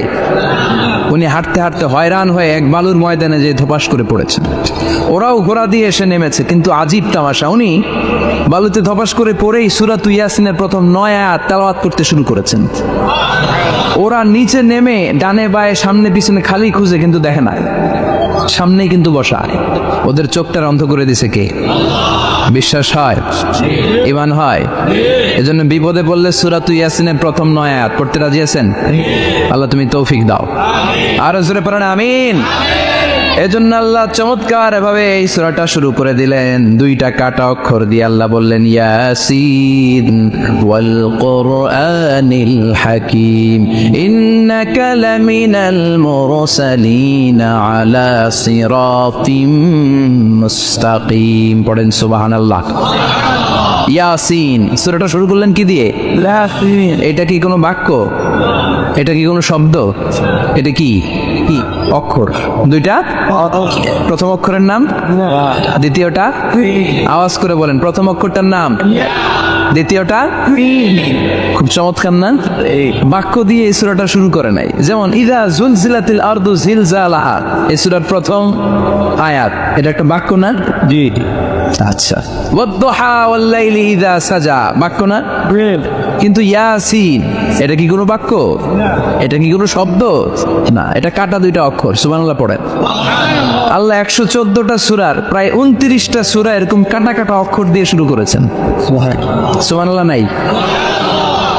এই 29টা সূরা কখনো আল্লাহ একটা অক্ষর দিয়ে শুরু করেছেন, কখনো 2টা অক্ষর দিয়ে, কখনো 3টা দিয়ে, কখনো 4টা দিয়ে, কখনো 5টা দিয়ে। একটা অক্ষর দিয়ে আল্লাহ কোরআনের সূরা শুরু করেছেন। এরকম একটা সূরা বলেন, নুন ওয়াল কলামি ওয়া মা ইয়াসতুরুন। নুন, নুন দিয়ে সূরা শুরু হয়ে গেছে। তারপরে কফ, এক অক্ষর দিয়ে সূরা শুরু হয়ে গেছে। সুবহানাল্লাহ পড়েন। এবার বলেন 2 অক্ষর দিয়ে সূরা শুরু হয়েছে, এরকম সূরা বলেন। আমিন। এত দূরে যান কেন? এটা আছে না নাই? ইয়াসিন। ইয়াসিন। সুবহানাল্লাহ পড়েন। ইয়াসিন 2 অক্ষর দিয়ে। তারপরে হামিম। এবার 3 অক্ষর দিয়ে আল্লাহ সূরা শুরু করছেন, এরকম আলিফ লাম তা সিন মিম। আল্লাহু আকবার। আবার 4টা অক্ষর দিয়ে সূরা শুরু হয়েছে, এরকম আছে না নাই? আবিষ্কার কোন? আলিফ লাম মিম র, আলিফ লাম মিম সদ, আছে না নাই? আবার 5টা কাটা অক্ষর দিয়ে সূরা শুরু হয়েছে, এরকম সূরাও আছে না নাই? সূরা মারিয়ামের শুরুতে কি আছে? কাফ হা ইয়া আইন সদ। সুবহানাল্লাহ পড়েন। এরকম প্রায় 29টা সূরা আল্লাহ কাটা কাটা অক্ষর দিয়ে শুরু করেছেন, কোনো বাক্য দিয়ে নয়, কোনো শব্দ দিয়ে নয়, কি দিয়ে? হারফ দিয়ে। হারফ, এই হারফগুলোরে বলে হুরুফ আত-তাহাজ্জি বা হুরুফ আল-মুকাত্তাআত, কাটা কাটা অক্ষর। মনে রাখবেন কোরআনের আয়াতগুলো দুই ভাগে বিভক্ত, একটা মুহকাম, একটা মুতাশাবিহ। মুহকাম মানে যেগুলোর অর্থ আমরা জানি, যেগুলোর ব্যাখ্যা আমরা জানি, যেটার ইন্টারপ্রিটেশন, এক্সপ্লেনেশন আমাদের জানা আছে। আর মুতাশাবিহ আমরা অর্থ জানি না, আমরা ব্যাখ্যা জানি না, এটা দিয়ে আসলে কি বুঝাইছে আমরা কেউ জানে না। জানে একজন, চিল্লায় বলেন তিনি কে? আল্লাহ বললেন ওয়াইন কুনতুম ফি রাইবিম মিম্মা নাযালনা আলা আবদিনা ফাআতু বিসূরাতিন মিন মিসলিহি ওয়াদউ শুহাদাআকুম মিন দুনিল্লাহি ইন কুনতুম সাদিকিন। আল্লাহ বললেন ও জাহেলি যুগের লোকেরা, শোনো শোনো, এত আরবি কবিতা বানাতে পারো, এত গল্প লিখতে পারো, আরবিতে এত নোবেল বানাতে পারো, উপন্যাস বানাতে পারো, আর্টিকেল লিখতে পারো, আমার নবীর উপর যে কোরআন আমি নাজিল করেছি এই কোরআনের ব্যাপারে অন্তরে যদি কোনো সন্দেহ থাকে, বাপের বেটা হলে পারলে কোরআনের মতো একটা সূরা বানিয়ে নিয়ে আসো। পারছে? কিয়ামত পর্যন্ত কেউ পারবে? বিশ্বনবী যেই জামানাতে এসেছিলেন ওই জামানায় আরবি ভাষা সাহিত্যের উৎকর্ষতা সাধিত হয়েছিল। আরবি ভাষার এতটা উৎকর্ষ পৃথিবী কখনো দেখে নাই। কবিতা, গদ্য, পদ্য, গল্প, উপন্যাস, রচনা, প্রবন্ধ, আর্টিকেলের সয়লাভ। এই ভাষা সাহিত্যিকদের চোখে আঙ্গুল দিয়ে আল্লাহ বুঝাতে চাইলেন এত অর্থ করতে পারো, এত ব্যাখ্যা জানো, এত বড় বড় বলিয়া ওড়াও, এত কিছু তুমি জানো, তাহলে বলো ইয়াসিন অর্থ কি? সুবহানাল্লাহ কইবেন না? তাইলে বল নুন অর্থ কি? কফ মানে কি? আলিফ লাম রা মানে কি? ফাবুহিতাল্লাযী কাফার। কেউ জানে না, কেউ উত্তর দিতে পারে না। কোন সুবহানাল্লাহ। এটা কোরআনের মুজিজা, এটার অর্থ কেউ জানে না। আর এগুলোর অর্থ নিয়ে খোঁচাখুচি করাও ঠিক না। তবে মুফাসসিরিনে ইকরাম এগুলোর কিছু অর্থ সম্ভাব্য বলার চেষ্টা করেছেন। যেমন ইয়াসিনের অর্থ ইবনে আব্বাস বলেছেন এর অর্থ হতে পারে ইয়া ইনসান, হে মানুষ। সুবহানাল্লাহ পড়েন। কেউ কেউ বলেছে এটার অর্থ হতে পারে ইয়া সাইয়্যিদ আল মুরসালিন। কেউ কেউ বলেছেন ইয়াসিন হতে পারে ইসমুল্লাহ, আল্লাহর নাম। কেউ বলেছেন এটা হতে পারে ইসমুন লিন নবী, বিশ্ব নবীর নাম। আবার কেউ কেউ বলেছেন ইয়াসিন হতে পারে এই কোরআনে কারিমের একটা নাম। কোন সুবহানাল্লাহ। এই সম্ভাব্য সব কথাগুলো বলে পৃথিবীর সব মুফাসসিররা বলতে বাধ্য হয়েছেন আল্লাহু আ'লামু বিমুরাদিহি বিহি। এটার দ্বারা আসল অর্থ যে কি এটা আমরা কেউ জানি না। জানে কে? চিৎকার করে বলতে হবে জানে কে? তাহলে ইয়াসিন মানে আমরা জানি না। ইয়াসিনের অর্থ আমরা ছেড়ে দেব কার উপর? এরপর আল্লাহ বললেন ওয়াল কোরআনিল হাকিম, প্রজ্ঞাময় বিজ্ঞানময় কোরআনের শপথ। ওয়াল কোরআনিল হাকিম, বিজ্ঞানময় প্রজ্ঞাময় কোরআনের শপথ বা কসম। ওয়াল কোরআনিল হাকিম, যে ওয়া, এই ওয়াটারে আরবিতে বলে ওয়া আল কাসামিয়া। কি বলে? ওয়া আল কাসামিয়া। কসম কাটার জন্য আল্লাহ এই ওয়া ব্যবহার করেছেন। যত জায়গায় কোরআনে আল্লাহ কসম কেটেছেন ওই কসমের শব্দটার আগে ওয়া আছে না নাই? ও মিয়া, কোরআনে আল্লাহ সময়ের শপথ করেছেন, কসম কেটেছেন, যুগের কসম কেটেছেন। যুগের সময়ের আরবি হলো আল আসর। এই আসরের আগে ওয়া আছে না নাই? কি বলছে আল্লাহ? ওয়াল আসর, ওয়াল। আবার তিন ফলের কসম আল্লাহ কোরআনে কেটেছেন। কি বলেছেন? ওয়াত্তিন মানে তিনের কসম। জাইতুনের কসম কেটেছেন, বলেছেন ওয়াজ জাইতুন। তুর পাহাড়ের কসম কেটেছেন, বলেছেন ওয়া তুরে সিনিন। যত জায়গায় কসম তত জায়গায় ওয়াও আছে না নাই? পাহাড়ের নামে কসম কেটেছেন, আল্লাহ বলেছেন ওয়া তুর। সূর্যের নামে কসম কেটেছেন, আল্লাহ বলেছেন ওয়াশ শামসি ওয়া দুহাহা। সুবহানাল্লাহ কইবেন না? ফজরের নামে কসম কেটেছেন, কি বলেছেন? ওয়াল ফাজর। জিলহজ মাসের প্রথম 10 রাতের কসম কেটেছেন, কি বলেছেন? ওয়া লায়ালিন আশর। জোর আর বেজরের কসম কেটেছেন, আল্লাহ বলেছেন ওয়াশ-শাফঈ ওয়াল ওয়াতর। সূরা ইয়াসিনে কাটা কাটা দুইটা অক্ষরের পরে রব্বুল আলামিন কোরআনের কসম কেটেছেন। এজন্য আল্লাহ বলেছেন ইয়াসিন ওয়াল কোরআনিল হাকিম। ইয়াসিন ওয়াল কোরআনিল হাকিম, প্রজ্ঞাময় বিজ্ঞানময় কোরআনের শপথ। কোরআনের মধ্যে বিজ্ঞান আছে না নাই? বেশি না কম? বিশ্বাস হয় না? নাস্তিকদের কথা বিশ্বাস হয়? নাস্তিকরা বলে কোরআনের মধ্যে বিজ্ঞান নাই। কোরআনের মধ্যে সায়েন্স নাই, কোরআনের ভেতরে টেকনোলজি নাই, কিন্তু কোরআন বলে এমন কিছু নাই, মানুষের প্রয়োজনীয় এমন কিছু নাই যেটা আমার ভিতরে নাই। আল্লাহু আকবার। আল্লাহ বললেন মা ফররাতনা ফিল কিতাবি মিন শাই, কিতাবের মধ্যে আমি কিছু বাদ রেখে দেই নাই। ইতিহাসের কথা বলেছি, পাতালপুরীর কথা বলেছি, ঊর্ধ্ব জগতের কথা বলেছি, মহাকাশের কথা বলেছি, cosmology, astrology, geology, zoology, botany, human anatomy, embryology, সব কিছুর কথা কোরআনের মধ্যে দিয়েছে কে? কোরআনের ভেতরে মানুষের কথা আছে না নাই? কোরআনের মধ্যে গাভীর কথা আছে না নাই? গাভীর কথাও আছে। কই আছে? হ্যাঁ, সূরাতু গাভীর সূরা, সুবহানাল্লাহ কইবেন না? মানুষের কথা আছে সূরাতুল ইনসান, জিনদের কথা আছে সূরাতুল জিন, মাকড়সার কথা আছে সূরাতুল আনকাবুত, মৌমাছির কথা আছে সূরাতুন নাহাল। মৌমাছির কথা বলেছেন, দুধের কথা বলেছেন, প্রাণীর কথা বলেছেন, খাদ্যের কথা বলেছেন, মানুষের দেহ বৈশিষ্ট্যের কথাও বলেছেন। চিৎকার করে পড়েন আল্লাহু আকবার। আল্লাহ বললেন ওয়া আওহা রাব্বুকা ইলান নাহলি আনিত্তাখিযি মিনাল জিবালি বুয়ুতাও ওয়া মিনাশ শাজারি ওয়া মিম্মা ইয়ারিশুন। সুবহানাল্লাহ পড়েন। ওয়া আওহা রাব্বুকা ইলান নাহল, আল্লাহ মৌমাছির কাছে সিক্রেট মেসেজ পাঠিয়েছেন। সুবহানাল্লাহ পড়েন। ওহীকে আরবিতে বলে সিক্রেট মেসেজ। সায়েন্টিফিক আলোচনা শুরু হইতেছে, মনোযোগ আসছে না গেছে? জিমানি ধরছে? হ্যাঁ, মনোযোগ আসছে না গেছে? তাকবীর দেওয়া যাবে? জোরে না আসতে? শুরুতে বিবাহিতরা দেন, এরপরে অবিবাহিতরা দেন, এরপরে সবাই মিলে দেন। বিবাহিত কারা কারা দেখি?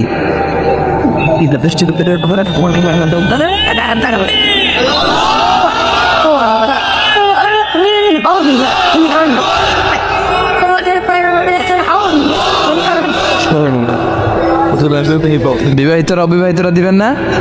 শুরুতে বিবাহিতরা দেন, তারপরে অবিবাহিতরা দেন, তারপরে সবাই মিলে দেন। বিবাহিতরা রেডি? দেখবো কাদের গলায় জোর বেশি। দেখি দেখি, বিবাহিতরা দেন। লিল্লাহি তাকবীর। মাশাআল্লাহ। এবার অবিবাহিতরা রেডি? আওয়াজ নাই, হেরে যাবে আজকে, হেরে যাবে। রেডি? তাকবীর দাও, লিল্লাহি তাকবীর।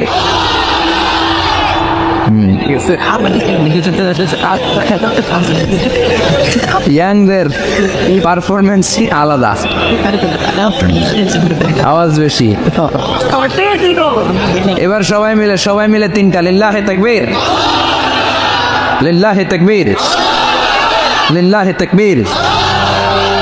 আল্লাহ মৌমাছিকে ওহী করেছেন। কি করেছে দেখেন, ওয়াল কুরআনিল হাকিম, আল্লাহ যে বললেন শেষ হবে না এই কথা।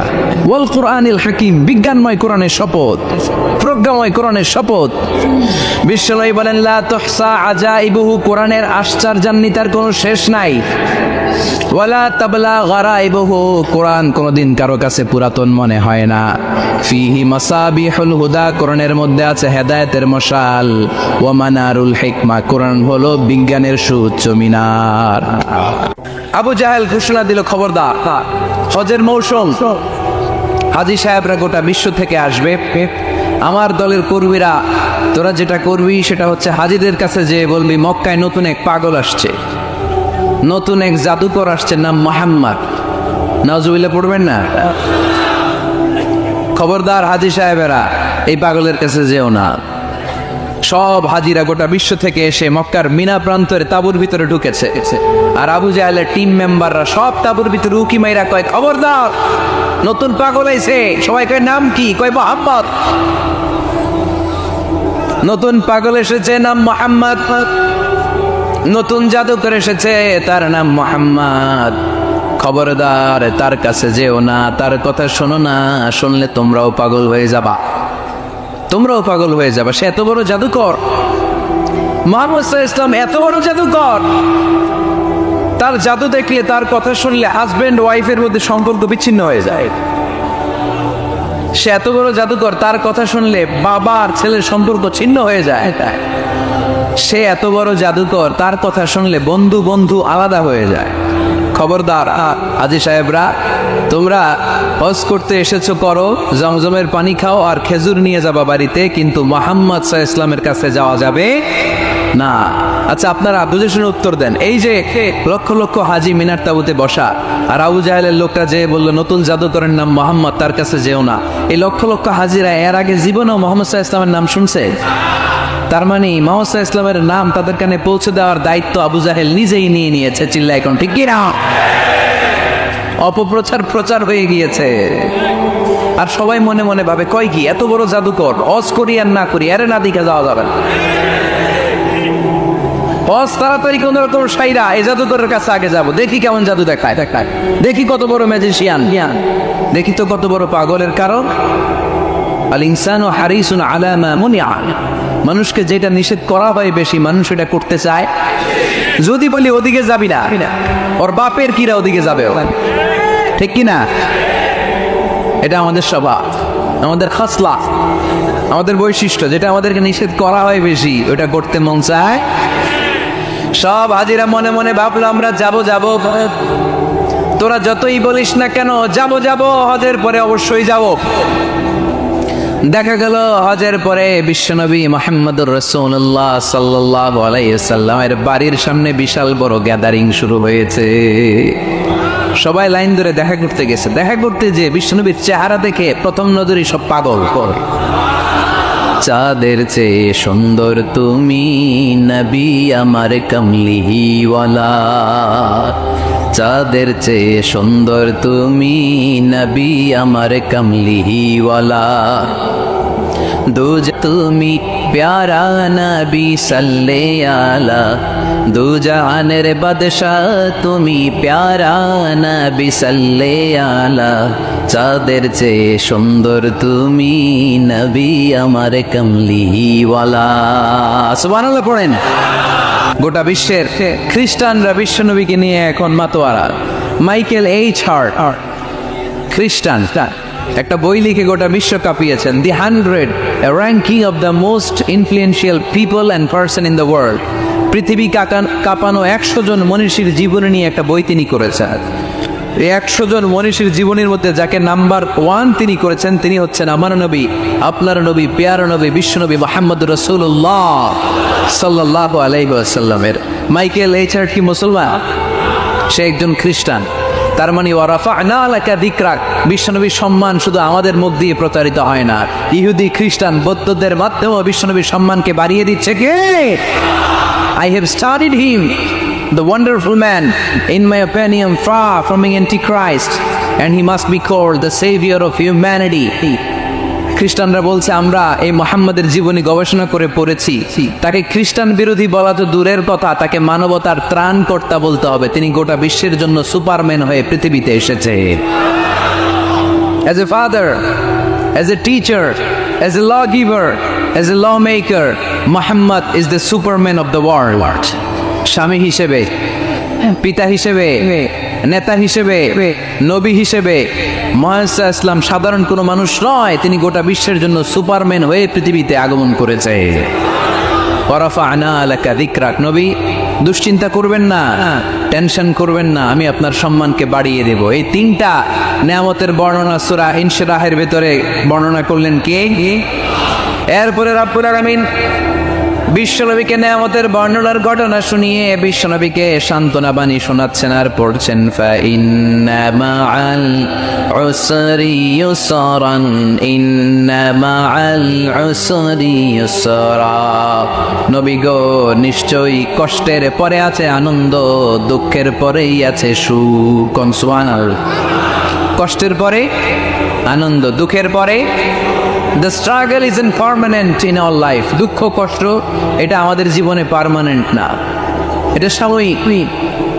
আচ্ছা, আওয়াজ করে উত্তর দেন তো, এক বছরে কয়দিন আপনাদের ফরিদপুরে? কয়দিন? 365 দিন। গত 365 দিনে না খেয়েছিলেন কয়দিন?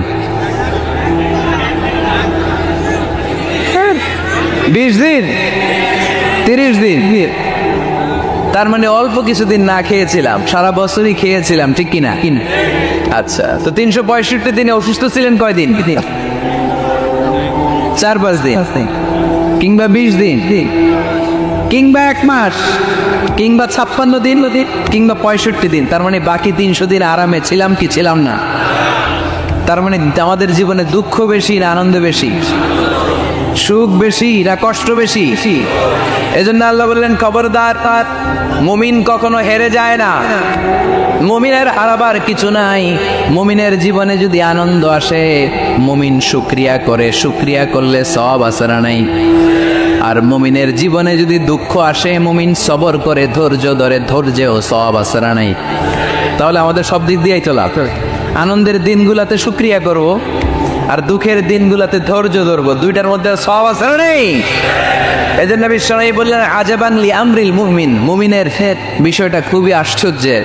ফাইন আসাবাতহু সাররাউন শাকারা, মুমিন যদি আনন্দে থাকে সে শুকরিয়া করে, শুকরিয়া করলে লাভ আছে না নেই? ওয়াইন আসাবাতহু দাররাউন সাবারা, আর দুঃখে পড়লে সে সবর করে, ধৈর্য ধরে, ধৈর্য ধরলে সওয়াব আছে না নেই? তার মানে আমাদের হারাবার কিছু আছে। মাঝে মাঝে আল্লাহ আমাদেরকে দুঃখ কষ্ট দিয়ে পরীক্ষা করতে চান, এগুলো আমাদের জন্য খারাপ নয়।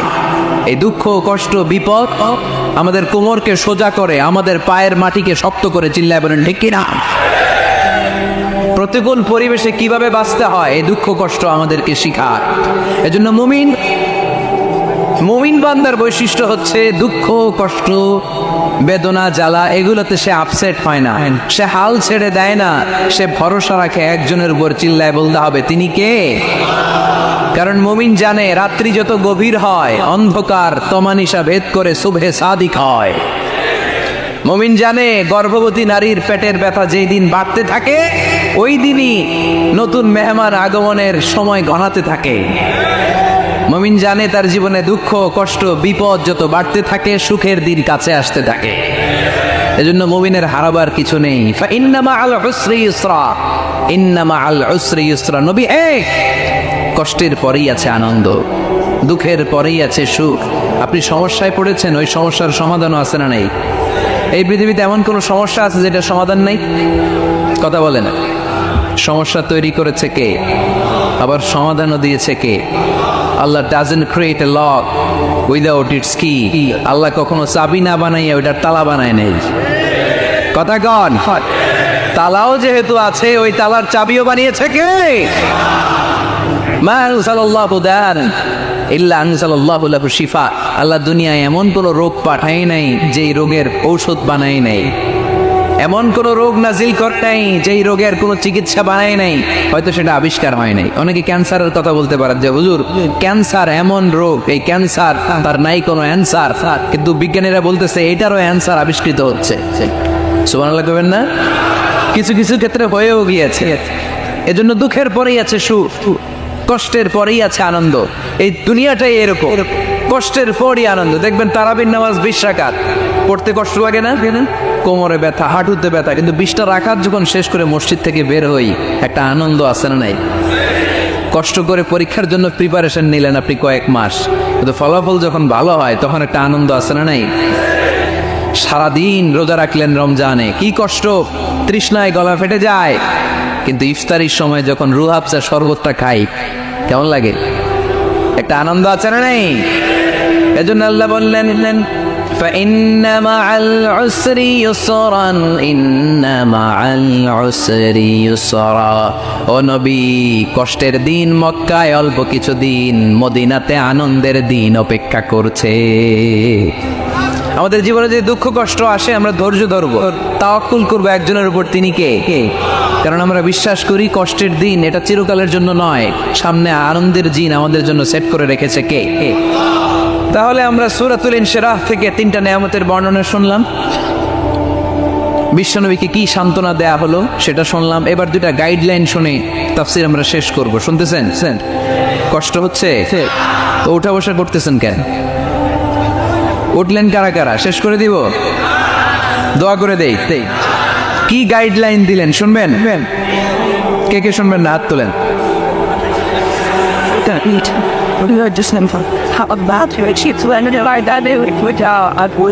কষ্ট হইতেছে? গরম লাগতেছে না?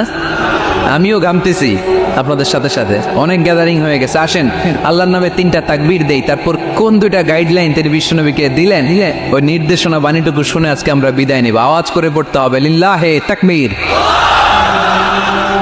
লিল্লাহে তাকবীর, লিল্লাহে তাকবীর। গাইডলাইন নাম্বার 1, ফাইদা ফারাগতা ফানসাব। নবী আপনি যখন অবসর হন আপনি ইবাদতে মশগুল হন। ফানসাব ফিল ইবাদা, তাফসীর ইবনে কাসিরে এসেছে আপনি ইবাদতে মশগুল হন যখন আপনি অবসর পান। অবসর আল্লাহর দেয়া বড় নেয়ামত, এটা বিশ্বাস করেন?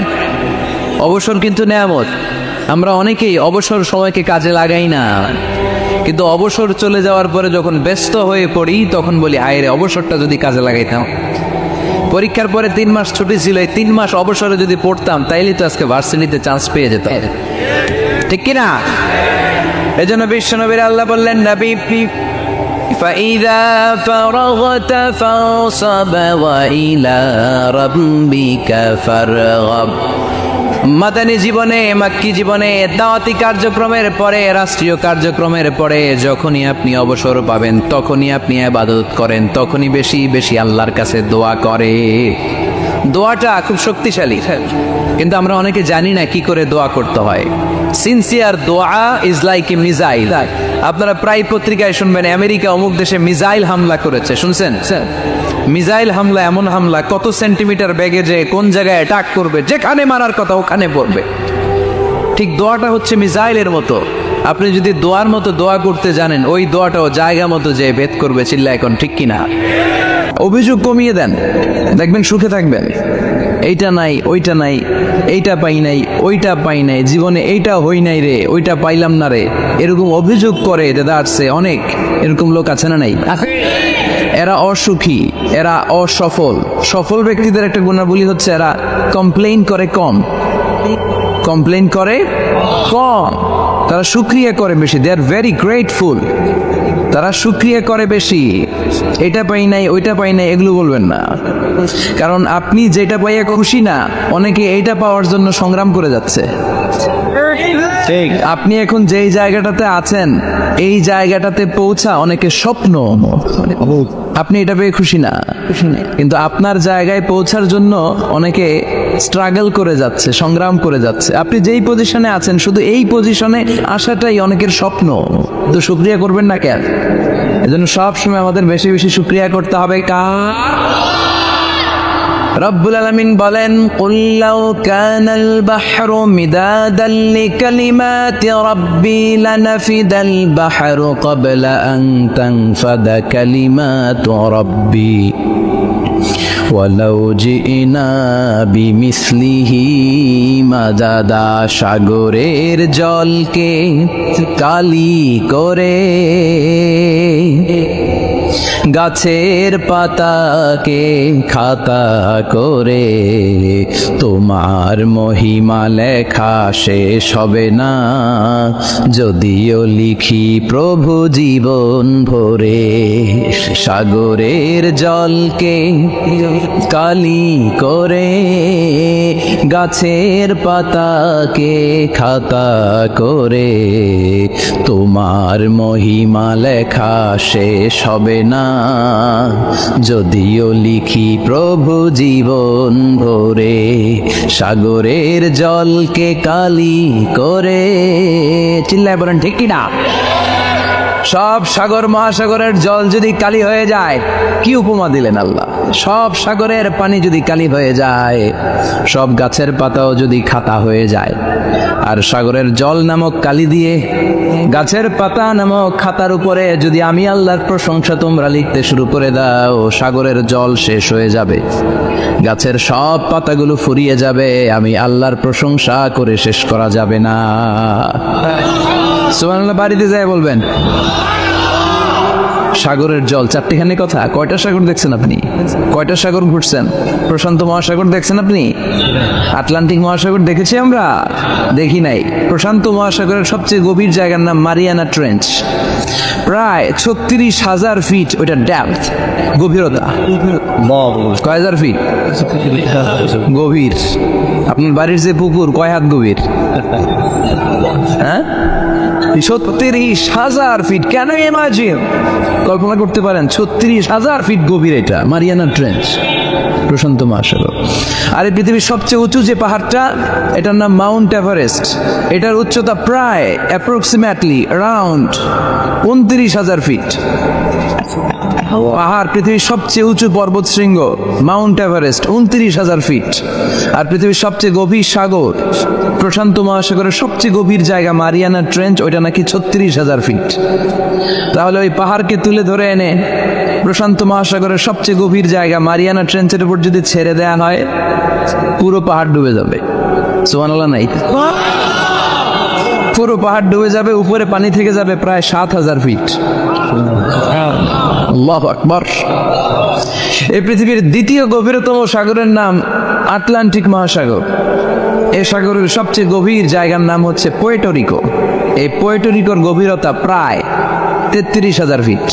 কত? আর সবচেয়ে বড় পাহাড় 29,000 ফিট। তো এই সাগরেও যদি বড় পাহাড়টা, পৃথিবীর সবচেয়ে উঁচুতম পর্বত শৃঙ্গকে এনে ছেড়ে দেয়া হয়, পুরো পাহাড় পানিতে তলিয়ে তো যাবেই, এর উপরে আরো পানি থেকে যাবে 4,000 ফিট।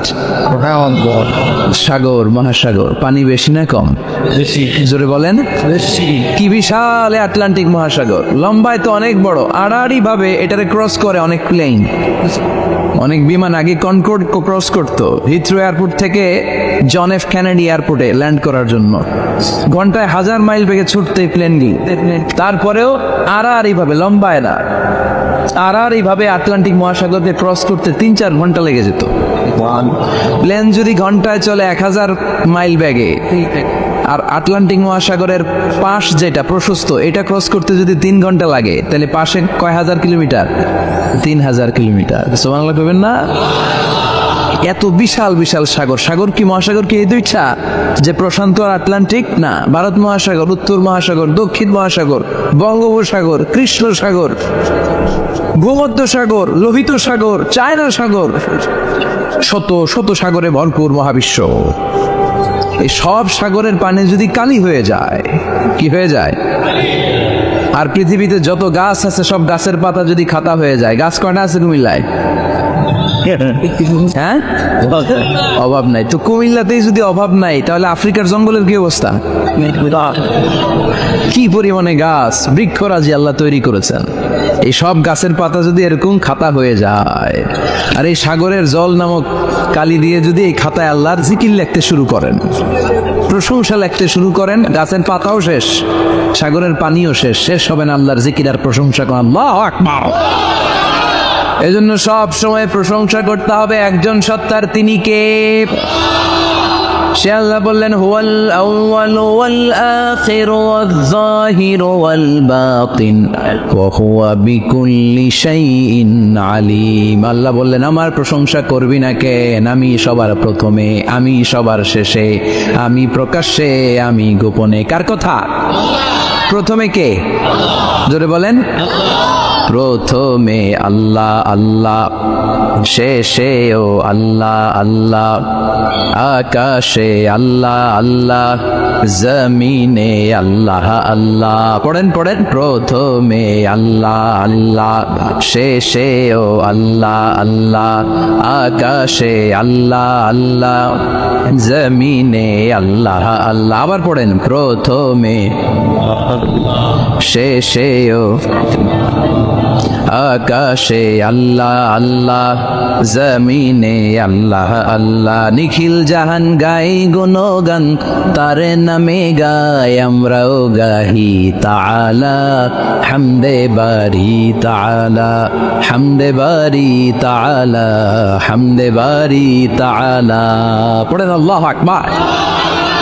তিনি প্রথম, তিনি শেষ, তিনি প্রকাশ্য, তিনি গোপন। এজন্য প্রশংসা চলবে একজনের। চিল্লায় বলেন কে? আল্লাহ তোমার প্রশংসার জন্য আমরণ আমরা করতে পারি, তৌফিক দাও। জোরে পড়েন আমিন। সুলতানপুর নুরানিয়া হাফিজিয়া মাদ্রাসা ও এতিমখানার উদ্যোগে আজকের এই প্রোগ্রাম সভাপতিত্ব করছেন আলহাজ শামসুল হক সরকার, অবসরপ্রাপ্ত সরকারি কর্মকর্তা। আসছেন সভাপতি? অসুস্থ, আল্লাহ তুমি সুস্থ করো। আমার আগে কথা বলছিলেন হযরত মাওলানা ইয়াহিয়া মাহমুদ দামাত বারাকাতুহ, প্রতিষ্ঠাতা প্রিন্সিপাল শাইখুল হাদিস জামিয়া দারুল উলুম রামপুরা ঢাকা। সুন্দর বয়ান করছিলেন, আমি খাচ্ছিলাম আর শুনছিলাম। প্রামাণ্য বর্ণনা করছিলেন কিভাবে কিয়ামত হবে, কিভাবে আমরা উঠব, হুফাতান অরাতান মুশাতান গুরলা, উলঙ্গ নেকেড। সেদিন আমাদের গায়ে জামা থাকবে, জ্যাকেট থাকবে, খেলে কি থাকবে? কিছু থাকবে, জামা থাকবে না, পায়ে জুতা থাকবে না, পেটে খাবার থাকবে না, খালি থাকবে চিৎকার। সেদিন থাকবে কি? মনে হয় কথাগুলো প্রতিদিন এগুলো রিমাইন্ডার দিবেন নিজেকে যে ওই দিনটার মুখোমুখি আমি হতে যাচ্ছি, আমি কি তৈরি করেছি আখিরাতে নাজাতের জন্য। প্রতিদিন ভাবতে হবে যে দাদা চলে গেল, বাবা চলে গেল, আমিও ওই একই পথের যাত্রী। দ্য ডেস্টিনেশন ইজ সেম, গন্তব্য এক, কেউ আগে কেউ পরে। এটাই ওয়াজ, এটাই দামি ওয়াজ। এটা মনে রাখলেই মানুষ আর চুরি করতে পারে না, মিথ্যা বলতে পারে না, ইফটিজিং করতে পারে না, পরকিয়া করতে পারে না, মতের বিরুদ্ধে গেলে তারে রামদা দিয়ে কোপাইতে পারে না। চিল্লা এখন ঠিক কি রাখ। এটাই হচ্ছে ইসলাম। আখিরাতের স্মরণ, জিকরাদ্দার, চলে যেতে হবে। ছোট্ট আছি, বড় হব। এই যে দাড়ি পাকা মুরব্বীরা যারা আছেন, ওনার মায়ের পেট থেকে তো এরকম সাদা দাড়ি নিয়ে বেরিয়েছিল না, ছোট্ট বাচ্চা হয়ে এসেছিল। ওনারা ওয়া ওয়া করে কেঁদেছে। শৈশব, কৈশোর, যৌবন, প্রৌঢ়ত্ব, বার্ধক্য, বয়সের ভার, চুল আর দাড়ির শুভ্রতা। আগে ছিল সিঙ্গেল, হয়েছে ডবল, এরপর হয়েছে মেয়ের বাপ, এরপরে শ্বশুর, এরপরে নানা। This is the circle of life. এটাই সার্কেল, রাউন্ড, এভাবে ঘুরে আবার চলে যেতে হবে। এই চিন্তাটা যদি মাথায় থাকে, ওই লোক টেন্ডারবাজি করতে পারে, চাঁদাবাজি, ইফটিজিং, মিথ্যা বলতে পারে, যৌতুক খেতে পারে। এজন্য সব সময় give yourself the reminder of আখিরাহ। আখিরাতের রিমাইন্ডার নিজেরাই নিজে দেন। অন্যায় হয়ে গেলে, ভুল হয়ে গেলে রিমাইন্ডার দেন যে থাকতে আসি নাই, চলে যাব। কেউ থাকতে পারে নাই, নবীরাও পারে নাই। যে মালাকুল মাউত রুহু কবজ করে, ওই ফেরেশতা থাকতে পারছে? চলে গেছে। আমাদেরকে চলে যেতে হবে। আল্লাহ বোঝার তৌফিক দাও। তো উনি এগুলো নিয়ে দেখলাম কথা বলছিল, চমৎকার বলছিল। এরকম ভালো আলেমদের দাওয়াত দেওয়া উচিত, যারা কিচ্ছা কাহিনী না বলে কনস্ট্রাকটিভ কথা বলে, কিছু শিখে যাওয়া যায়, কিছু জেনে যাওয়া যায়, পুঁজির বোঝাটা হালকা না ভারী করা যায়, ঠিক কি না? আল্লাহ আমাদেরকে তৌফিক দান করুক। উনি যা বললেন আমরা যেন আমল করতে পারি। আর অনেকে কথা বলেছেন, যারাই বলেছেন নিঃসন্দেহে কোরআন থেকে বলেছেন। আমরা চাই এই কোরআনের কথা ছড়িয়ে পড়ুক শহর, গ্রাম, বন্দর, বিশ্বের আনাচে কানাচে, সব জায়গায়। রাজি আছেন তো? কোরআন দিয়ে দেশ চলুক আমরা চাই না? কোরআন দিয়ে সমাজ চলুক আমরা চাই না? কোরআনের ভেতরে সব সমস্যার সমাধান দিয়েছে কে?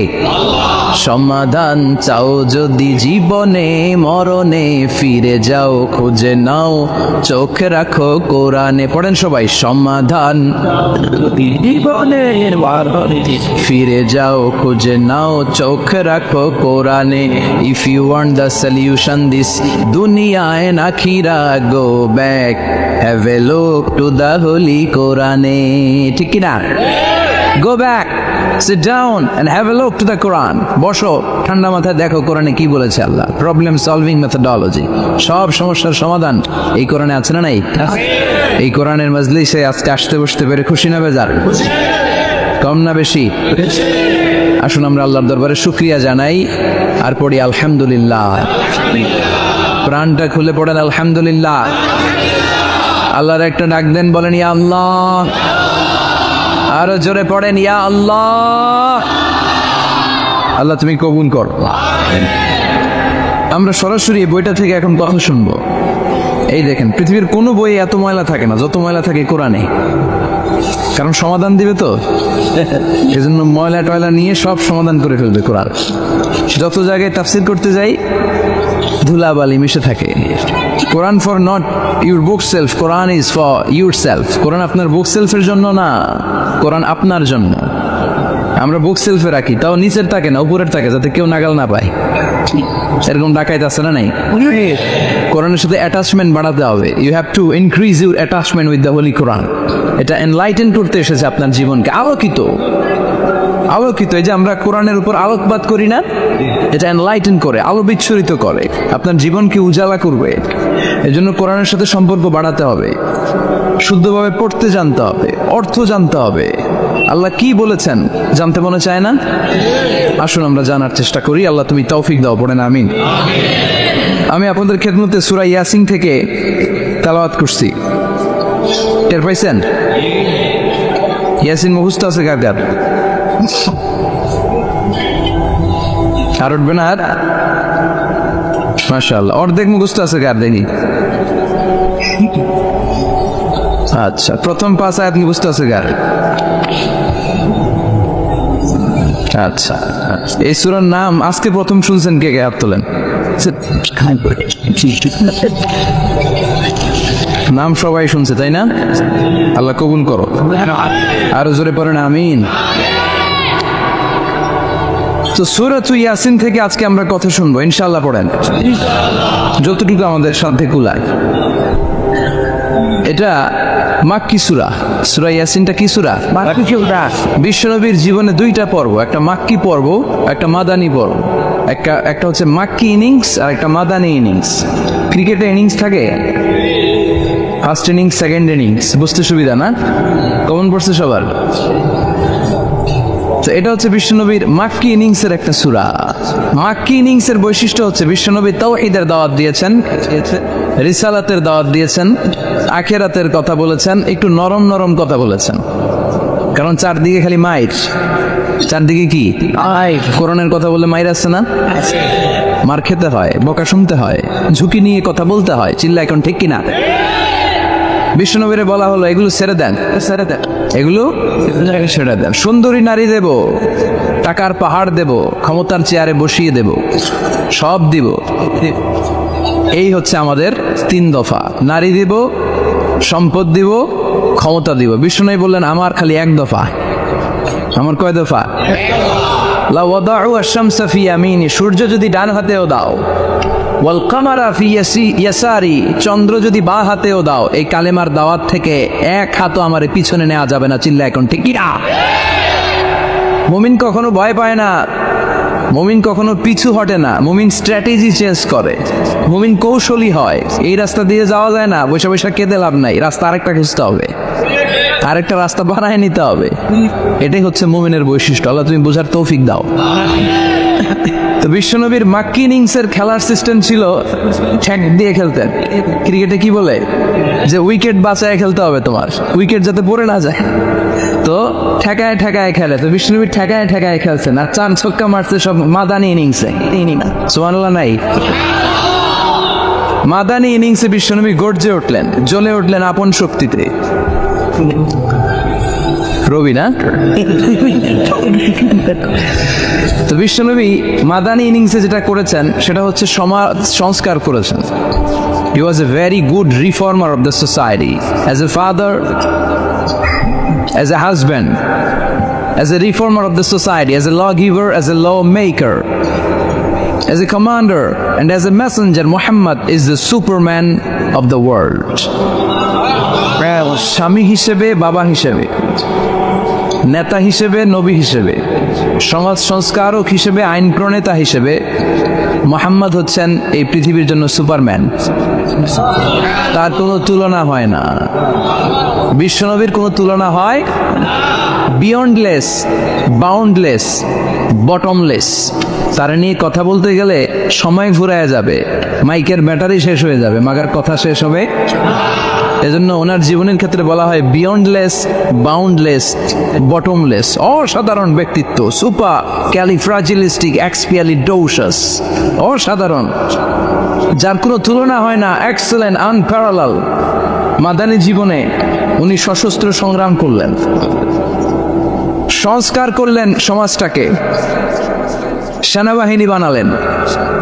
তখন আর নরম নরম ভাবে খেলে নাই, গরম ভাবে খেলেছে। এটা হচ্ছে ইমানের দাবি।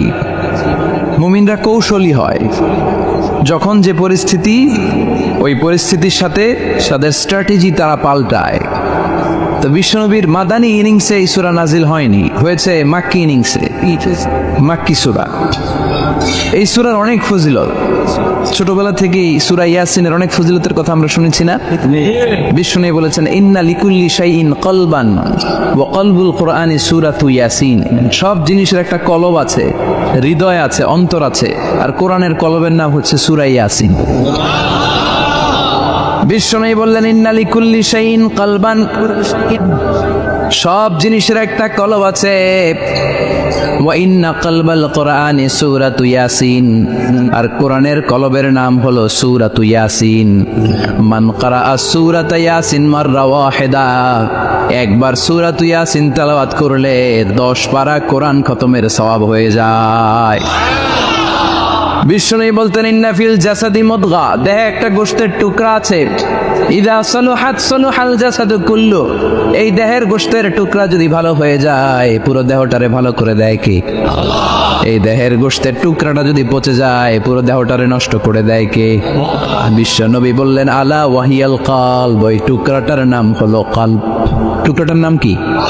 এজন্য কলবের মধ্যে আল্লাহর জিকির বসাইতে হবে। কি বসাবেন? নাকি আয়না বসাবেন? আয়না বসায় না, আয়না বসাইয়া দে মোর দয়াল বাবা, কেবলা কাবা সব মুখস্থ। আয়না বসাইয়া দে মোর, নবীর কলবে আয়না বসায় নাই নবী। সেদিন আবু বকর, ওমর ফারুক, কেউ আয়না বসাইছে? আবু হানিফা, শাফিঈ, এরা কলবের মধ্যে আয়না বসাইছে?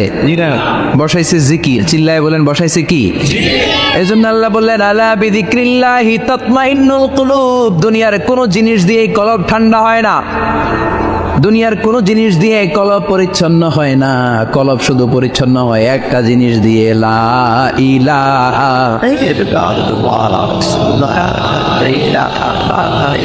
লা ইলাহা ইল্লাল্লাহু মুহাম্মাদুর রাসূলুল্লাহ সাল্লাল্লাহু আলাইহি ওয়াসাল্লাম। তাহলে কোরআনের একটা কলব আছে, আমাদের দেহে যেমনি কলব আছে, প্রতিটা প্রাণীর যেমনি কলব আছে, অন্তর আছে, কোরআনেরও কলব আছে না নাই? আছে। কোরআনের কলবের নাম চিল্লায় বলেন কোরআনের কলবের নাম। আবার বিশ্বনবী বলতেন ইকরাউ আলা মাউতাকুম সূরাত ইয়াসিন, তোমাদের মুমূর্ষু ব্যক্তিদের সামনে বসে সূরাতু ইয়াসিন তেলাওয়াত করো। রূহ চলে যাবে, মৃত্যুর একেবারে দ্বার প্রান্তে দাঁড়িয়ে এই মুহূর্তে তার পাশে বসে পড়তে আরম্ভ করেন ইয়াসিন ওয়াল কোরআনিল হাকীম ইন্নাকা লামিনাল মুরসালিনা আলা সিরাতিম মুস্তাকিম। ওই ব্যক্তির ঈমানের মৃত্যু দান করে দিবে কে? মৃত্যুর কষ্ট হালকা করে দিবে কে? আবার বিশ্বনবী বলতেন রাত্রিবেলা যে ব্যক্তি একবার সূরাত ইয়াসিন তেলাওয়াত করে ঘুমাতে যায়, সকালবেলা নিষ্পাপ অবস্থায় তারে ঘুম থেকে জাগাবে কে? তাহলে এই সূরার মর্যাদা কম কম না বেশি বেশি? কলবুল কোরআন, এটা কোরআনের কলব, একবার পড়লে 10 পারার সওয়াব। আবার মুমূর্ষু ব্যক্তির সামনে বসে সূরা ইয়াসিন তেলাওয়াত করতে বলা হয়েছে, তাহলে মৃত্যুর কষ্টরে হালকা করে দেয় কে? আল্লাহ। আবার রাত্রিবেলা সূরা ইয়াসিন তেলাওয়াত করলে সকালবেলায় নিষ্পাপ বানায় দেয় কে? মনে থাকবে? কোরআনের কলবের নাম কি? ভুলে যাবেন না তো? বেশি বেশি তেলাওয়াত করতে রাজি আছেন? সকাল সন্ধ্যা তেলাওয়াত করবেন তো? সূরা ইয়াসিন ছাড়াও এই সূরার অনেকগুলো নাম তাফসীর গ্রন্থে পাওয়া যায়। এই সূরার একটা নাম হচ্ছে সূরাতুল কাদিয়া। সূরাতুল কাদিয়া তাকদি হাজাতা কারিইহা, যে এই সূরা তেলাওয়াত করে ওই তেলাওয়াতকারীর যে হাজত আছে, প্রয়োজন আছে, এই সূরার বরকতে আল্লাহ তার প্রয়োজন পূরণ করে দেয়। আমাদের জীবনে প্রয়োজন আছে না নাই? কার কাছে চাইবো? বিপদে পড়লে কারে বলবো? আমরা বিপদে পড়লে প্রথমে শেয়ার দেই ফেসবুকে। কোথায় শেয়ার? আগে শেয়ার দিব কার কাছে? মনে থাকবে? বিপদে পড়লে ফেসবুকে শেয়ার দিব না, বন্ধুরে শেয়ার করব না, বউয়ের কাছেও পরে শেয়ার করব, আগে শেয়ার করব কার কাছে? মনে থাকবে? এজন্য বিশ্বনবী বলতেন এই সূরার নাম সূরাতুল কাদিয়া, মানুষের হাজত পূরণ করে দেয়। এই সূরা তেলাওয়াত করে যদি আপনি আল্লাহর কাছে কোনো বিপদ থেকে পানা চান অথবা কোনো প্রয়োজন নিয়ে দোয়া করেন, সূরার বরকতে প্রয়োজনটা পূর্ণ করে দেয় কে? কেউ যেটা পারে না পারে কে? কেউ যেটা দেয় না দেয় কে? কেউ যেটা শোনে না শোনে কে? তাহলে পেলাম সূরাতুল কাদিয়া। আরেকটা নাম আছে সূরার, সেটা হচ্ছে সূরাতুল আযীমা, সুবহান সূরা। কি সূরা? সুবহান। আযীমা, এই আযীম আর আযীমা এই শব্দ দুইটা অনেক দামি, আল্লাহ যে কোনো জায়গায় ব্যবহার করেন নাই। বিশ্বনবীর চরিত্রের উপমা দিতে যে আল্লাহ আযীম শব্দ বলেছেন, তাই না? রব্বুল আলামিন বলেন ওয়া ইন্নাকা লাআলা খুলুকিন আযীম। ও নবী, সাধারণ কোন চরিত্র আপনারে আমি দেই নাই, আপনারে আমি দিয়েছি আযীম একটা চরিত্র, খুলুকুন আযীম। And verily indeed you are on a very good standard of character. অসাধারণ চরিত্র দিয়েছে। বিশ্বনবীর চরিত্র বোঝাতে যে আল্লাহ কি শব্দ ব্যবহার করেছেন, কথা বলে না, তাফসীর শিখে যেতে হবে। কোন শব্দ ব্যবহার করেছেন? আযীম। আবার আল্লাহ নিজের পরিচয় দিতে যে আযীম বলেছেন, ওয়ালা ইয়াউদুহু হিফযুহুমা ওয়া হুয়াল আলিয়্যুল আযীম। সুবহানাল্লাহ। আকাশ জমিনের নিয়ন্ত্রণ করতে যে আল্লাহ কখনো ক্লান্ত হয় নাকি? কারণ তিনি হচ্ছেন আল আলিয়্যুল আযীম। আল্লাহু আকবার। তার মানে নবীর চরিত্রের ক্ষেত্রে আযীম, আল্লাহর নিজের সত্তার ক্ষেত্রে আল্লাহ বললেন আযীম।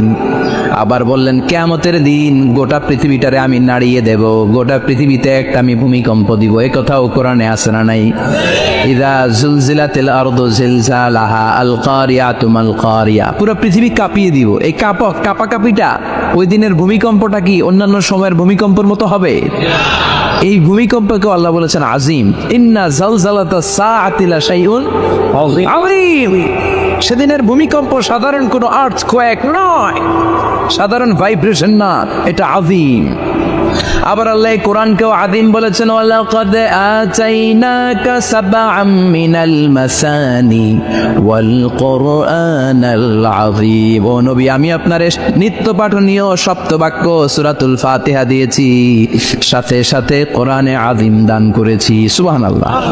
তার মানে কোরআনের ক্ষেত্রে আযীম, কিয়ামতের ভূমিকম্প এটা আযীম, আল্লাহ নিজেও আযীম, বিশ্বনবীর চরিত্র। আবার এই সূরাটাও যেহেতু দামি, এজন্য এই সূরার নাম সূরাতুল আযীমা, সূরাতুল সুবহান সূরা। এটা যেন তেন সূরা নয়, এটা তো কোরআনের কলব। কলব ছাড়া মানুষ বাঁচে? হার্ট ফাউন্ডেশনে যেয়ে দেখবেন মানুষের কি অবস্থা। হৃদরোগ, হৃদয় যার নষ্ট, তার যে কত কষ্ট।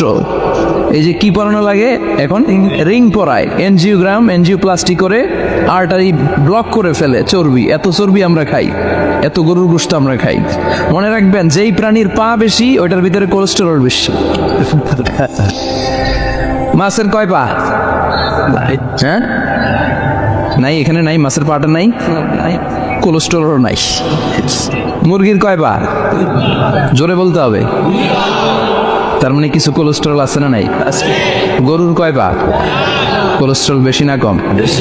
এইবার কোন চিংড়ির কয় পা? সবচেয়ে বেশি কোলেস্টেরল কন্টেইন করে শ্রিম্প, প্রন, চিংড়ি।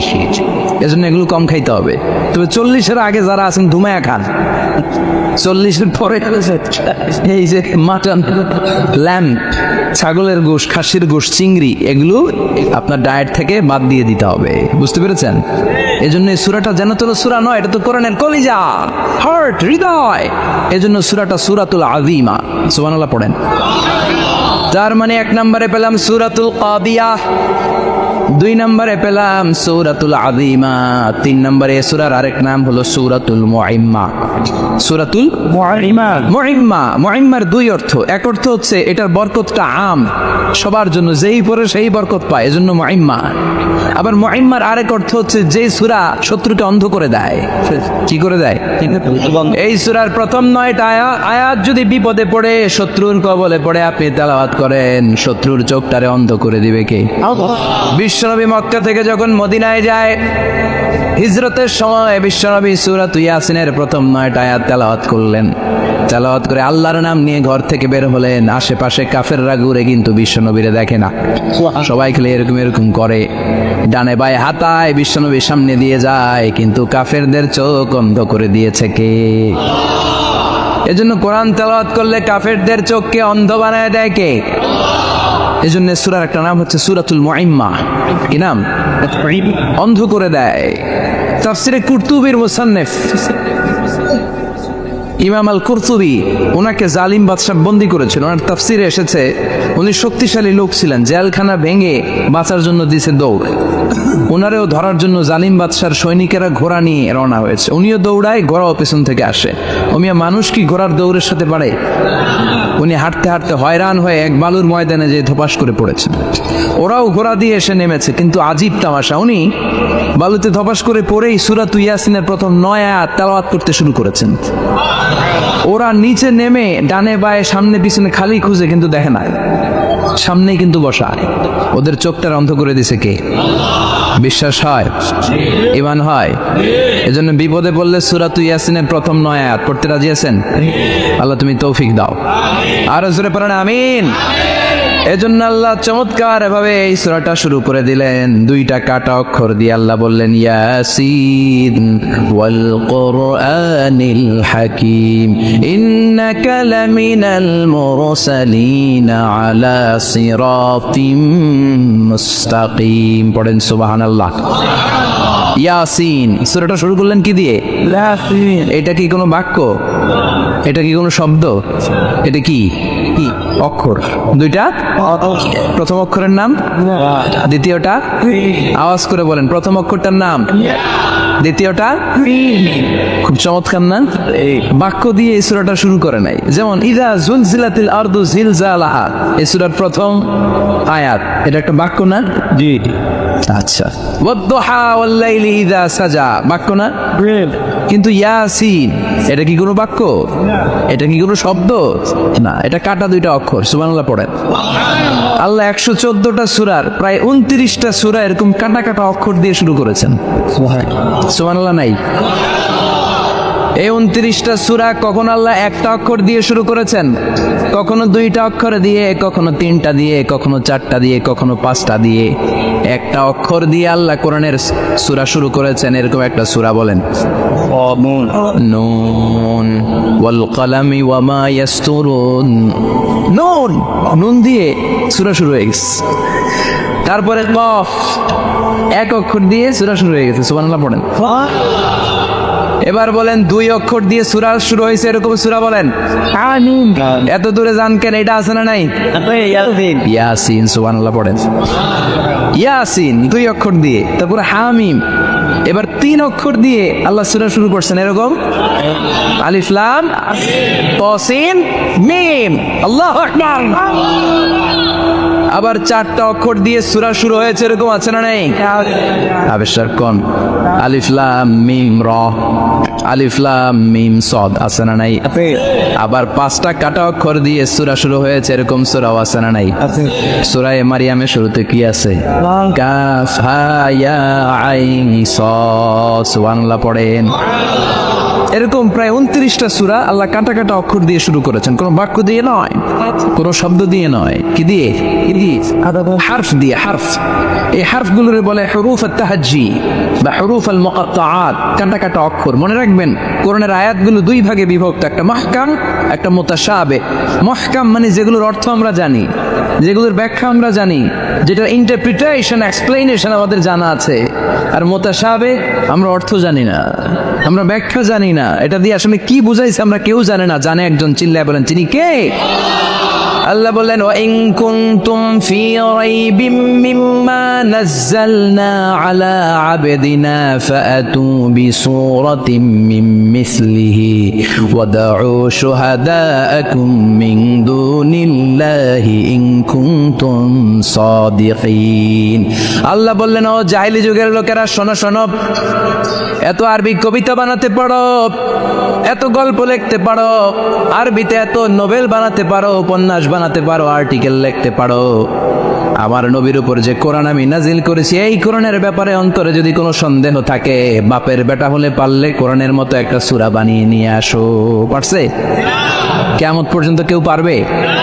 বিশ্বনবী যেই জামানাতে এসেছিলেন, ওই জামানায় আরবি ভাষা সাহিত্যের উৎকর্ষতা সাধিত হয়েছিল। আরবি ভাষার এতটা উৎকর্ষ পৃথিবী কখনো দেখে নাই। কবিতা, গদ্য, পদ্য, গল্প, উপন্যাস, রচনা, প্রবন্ধ, আর্টিকেলের সয়লাব এই ভাষা সাহিত্যিকদের চোখে আঙ্গুল দিয়ে আল্লাহ বুঝাতে চাইলেন, এত অর্থ করতে পারো, এত ব্যাখ্যা জানো, এত বড় বড় বলিয়া ওড়াও, এত কিছু তুমি জানো, তাহলে বলো ইয়াসিন অর্থ কি? সুবহানাল্লাহ কইবেন না? তাইলে বল নুন অর্থ কি, কফ মানে কি, আলিফ লাম রা মানে কি, ফাবুহিতাল্লাযী কাফার। কেউ জানে না, কেউ উত্তর দিতে পারে না। ইকন সুবহানাল্লাহ। এটা কোরআনের মুজিজা, এটার অর্থ কেউ জানে না। আর এগুলোর অর্থ নিয়ে খোঁচাখুচি করাও ঠিক না। তবে মুফাসসিরিনে ইকরাম এগুলোর কিছু অর্থ সম্ভাব্য বলার চেষ্টা করেছেন। যেমন ইয়াসিনের অর্থ ইবনে আব্বাস বলেছেন, এর অর্থ হতে পারে ইয়া ইনসান, হে মানুষ। সুবহানাল্লাহ পড়েন। কেউ কেউ বলেছে এটার অর্থ হতে পারে ইয়া সাইয়্যিদ আল মুরসালিন। কেউ কেউ বলেছেন ইয়াসিন হতে পারে ইসমুল্লাহ, আল্লাহর নাম। কেউ বলেছেন এটা হতে পারে ইসমুন লিন নবী, বিশ্ব নবীর নাম। আবার কেউ কেউ বলেছেন ইয়াসিন হতে পারে এই কোরআনে কারিমের একটা নাম। কোন সুবহানাল্লাহ। এই সম্ভাব্য সব কথাগুলো বলে পৃথিবীর সব মুফাসসিররা বলতে বাধ্য হয়েছেন আল্লাহু আ'লামু বিমুরাদিহি বিহি। এটার দ্বারা আসল অর্থ যে কি এটা আমরা কেউ জানি না। জানে কে? চিৎকার করে বলতে হবে, জানে কে? তাহলে ইয়াসিন মানে আমরা জানি না। ইয়াসিনের অর্থ আমরা ছেড়ে দেব কার উপর? এরপর আল্লাহ বললেন ওয়াল কোরআনিল হাকিম, প্রজ্ঞাময় বিজ্ঞানময় কোরআনের শপথ। ওয়াল কোরআনিল হাকিম, বিজ্ঞানময় প্রজ্ঞাময় কোরআনের শপথ বা কসম। ওয়াল কোরআনিল হাকিম, যে ওয়া, এই ওয়াটারে আরবিতে বলে ওয়া আল কাসামিয়া। কি বলে? ওয়া আল কাসামিয়া। কসম কাটার জন্য আল্লাহ এই ওয়া ব্যবহার করেছেন। যত জায়গায় কোরআনে আল্লাহ কসম কেটেছেন, ওই কসমের শব্দটার আগে ওয়া আছে না নাই? ও মিয়া, কোরআনে আল্লাহ সময়ের শপথ করেছেন, কসম কেটেছেন, যুগের কসম কেটেছেন। যুগের সময়ের আরবি হলো আল আসর। এই আসরের আগে ওয়া আছে না নাই? কি বলছে আল্লাহ? ওয়াল আসর, ওয়াল। আবার তিন ফলের কসম আল্লাহ কোরআনে কেটেছেন। কি বলেছেন? ওয়াত্তিন, মানে তিনের কসম। জাইতুনের কসম কেটেছেন, বলেছেন ওয়াজ্জাইতুন। তুর পাহাড়ের কসম কেটেছেন, বলেছেন ওয়াতুরে সিনিন। যত জায়গায় কসম তত জায়গায় ওয়াও আছে না নাই? পাহাড়ের নামে কসম কেটেছেন, আল্লাহ বলেছেন ওয়াতুর। সূর্যের নামে কসম কেটেছেন, আল্লাহ বলেছেন ওয়াশ-শামসি ওয়া দুহাহা। সুবহানাল্লাহ কইবেন না? ফজরের নামে কসম কেটেছেন, কি বলেছেন?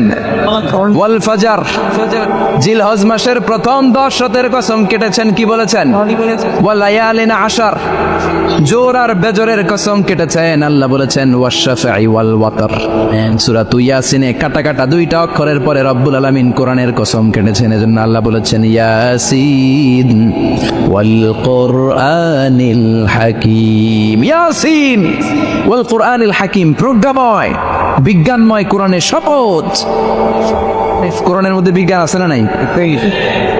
বেশি না কম? বিশ্বাস হয় না? নাস্তিকদের কথা বিশ্বাস হয়?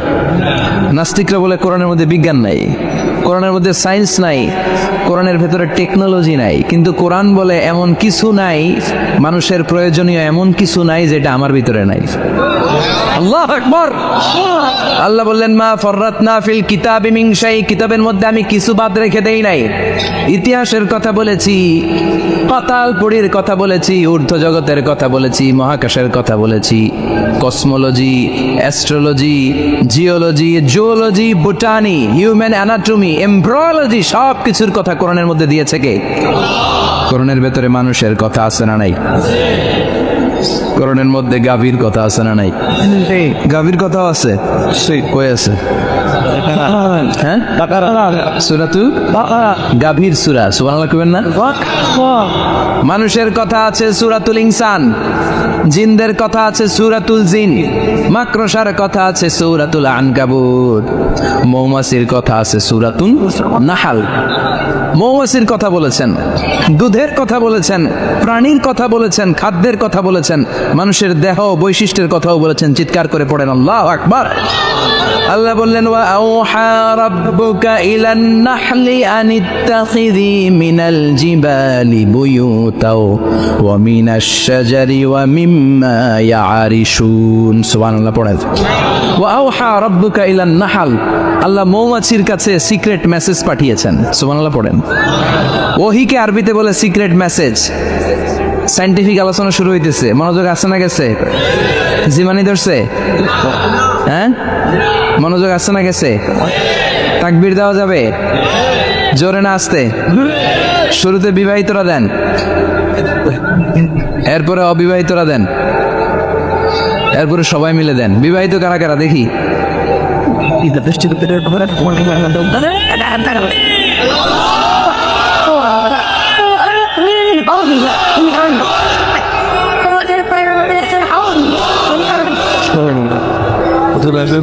বিবাহিতরা অবিবাহিতরা দিবেন না?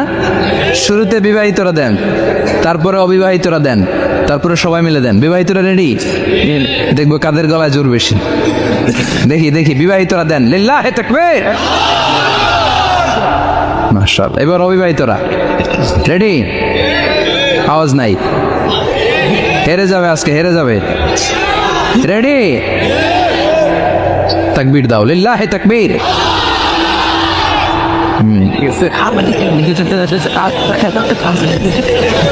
ইয়াংদের পারফরমেন্স আলাদা, আওয়াজ বেশি। এবার সবাই মিলে তিনটা, লিল্লাহি তাকবীর, লিল্লাহি তাকবীর, লিল্লাহি তাকবীর। আল্লাহ মৌমাছিকে ওহী করেছেন, কি করেছে দেখেন। ওয়াল কুরআনিল হাকিম, আল্লাহ যে বললেন শেষ হবে না এই কথা। ওয়াল কুরআনিল হাকিম, বিজ্ঞানময় কোরআনের শপথ, প্রজ্ঞাময় কোরআনের শপথ। বিশ্বনবী বলেন লা তুহসা আজাইবুহু, কোরআনের আশ্চর্যান্বিতার কোনো শেষ নাই। ওয়ালা তাবলা গারাইবুহু, কোরআন কোনোদিন কারো কাছে পুরাতন মনে হয় না। ফিহি মাসাবিহুল হুদা, কোরআনের মধ্যে আছে হেদায়েতের মশাল। ওয়া মানারুল হিকমা, কোরআন হলো বিজ্ঞানের সুউচ্চ মিনার।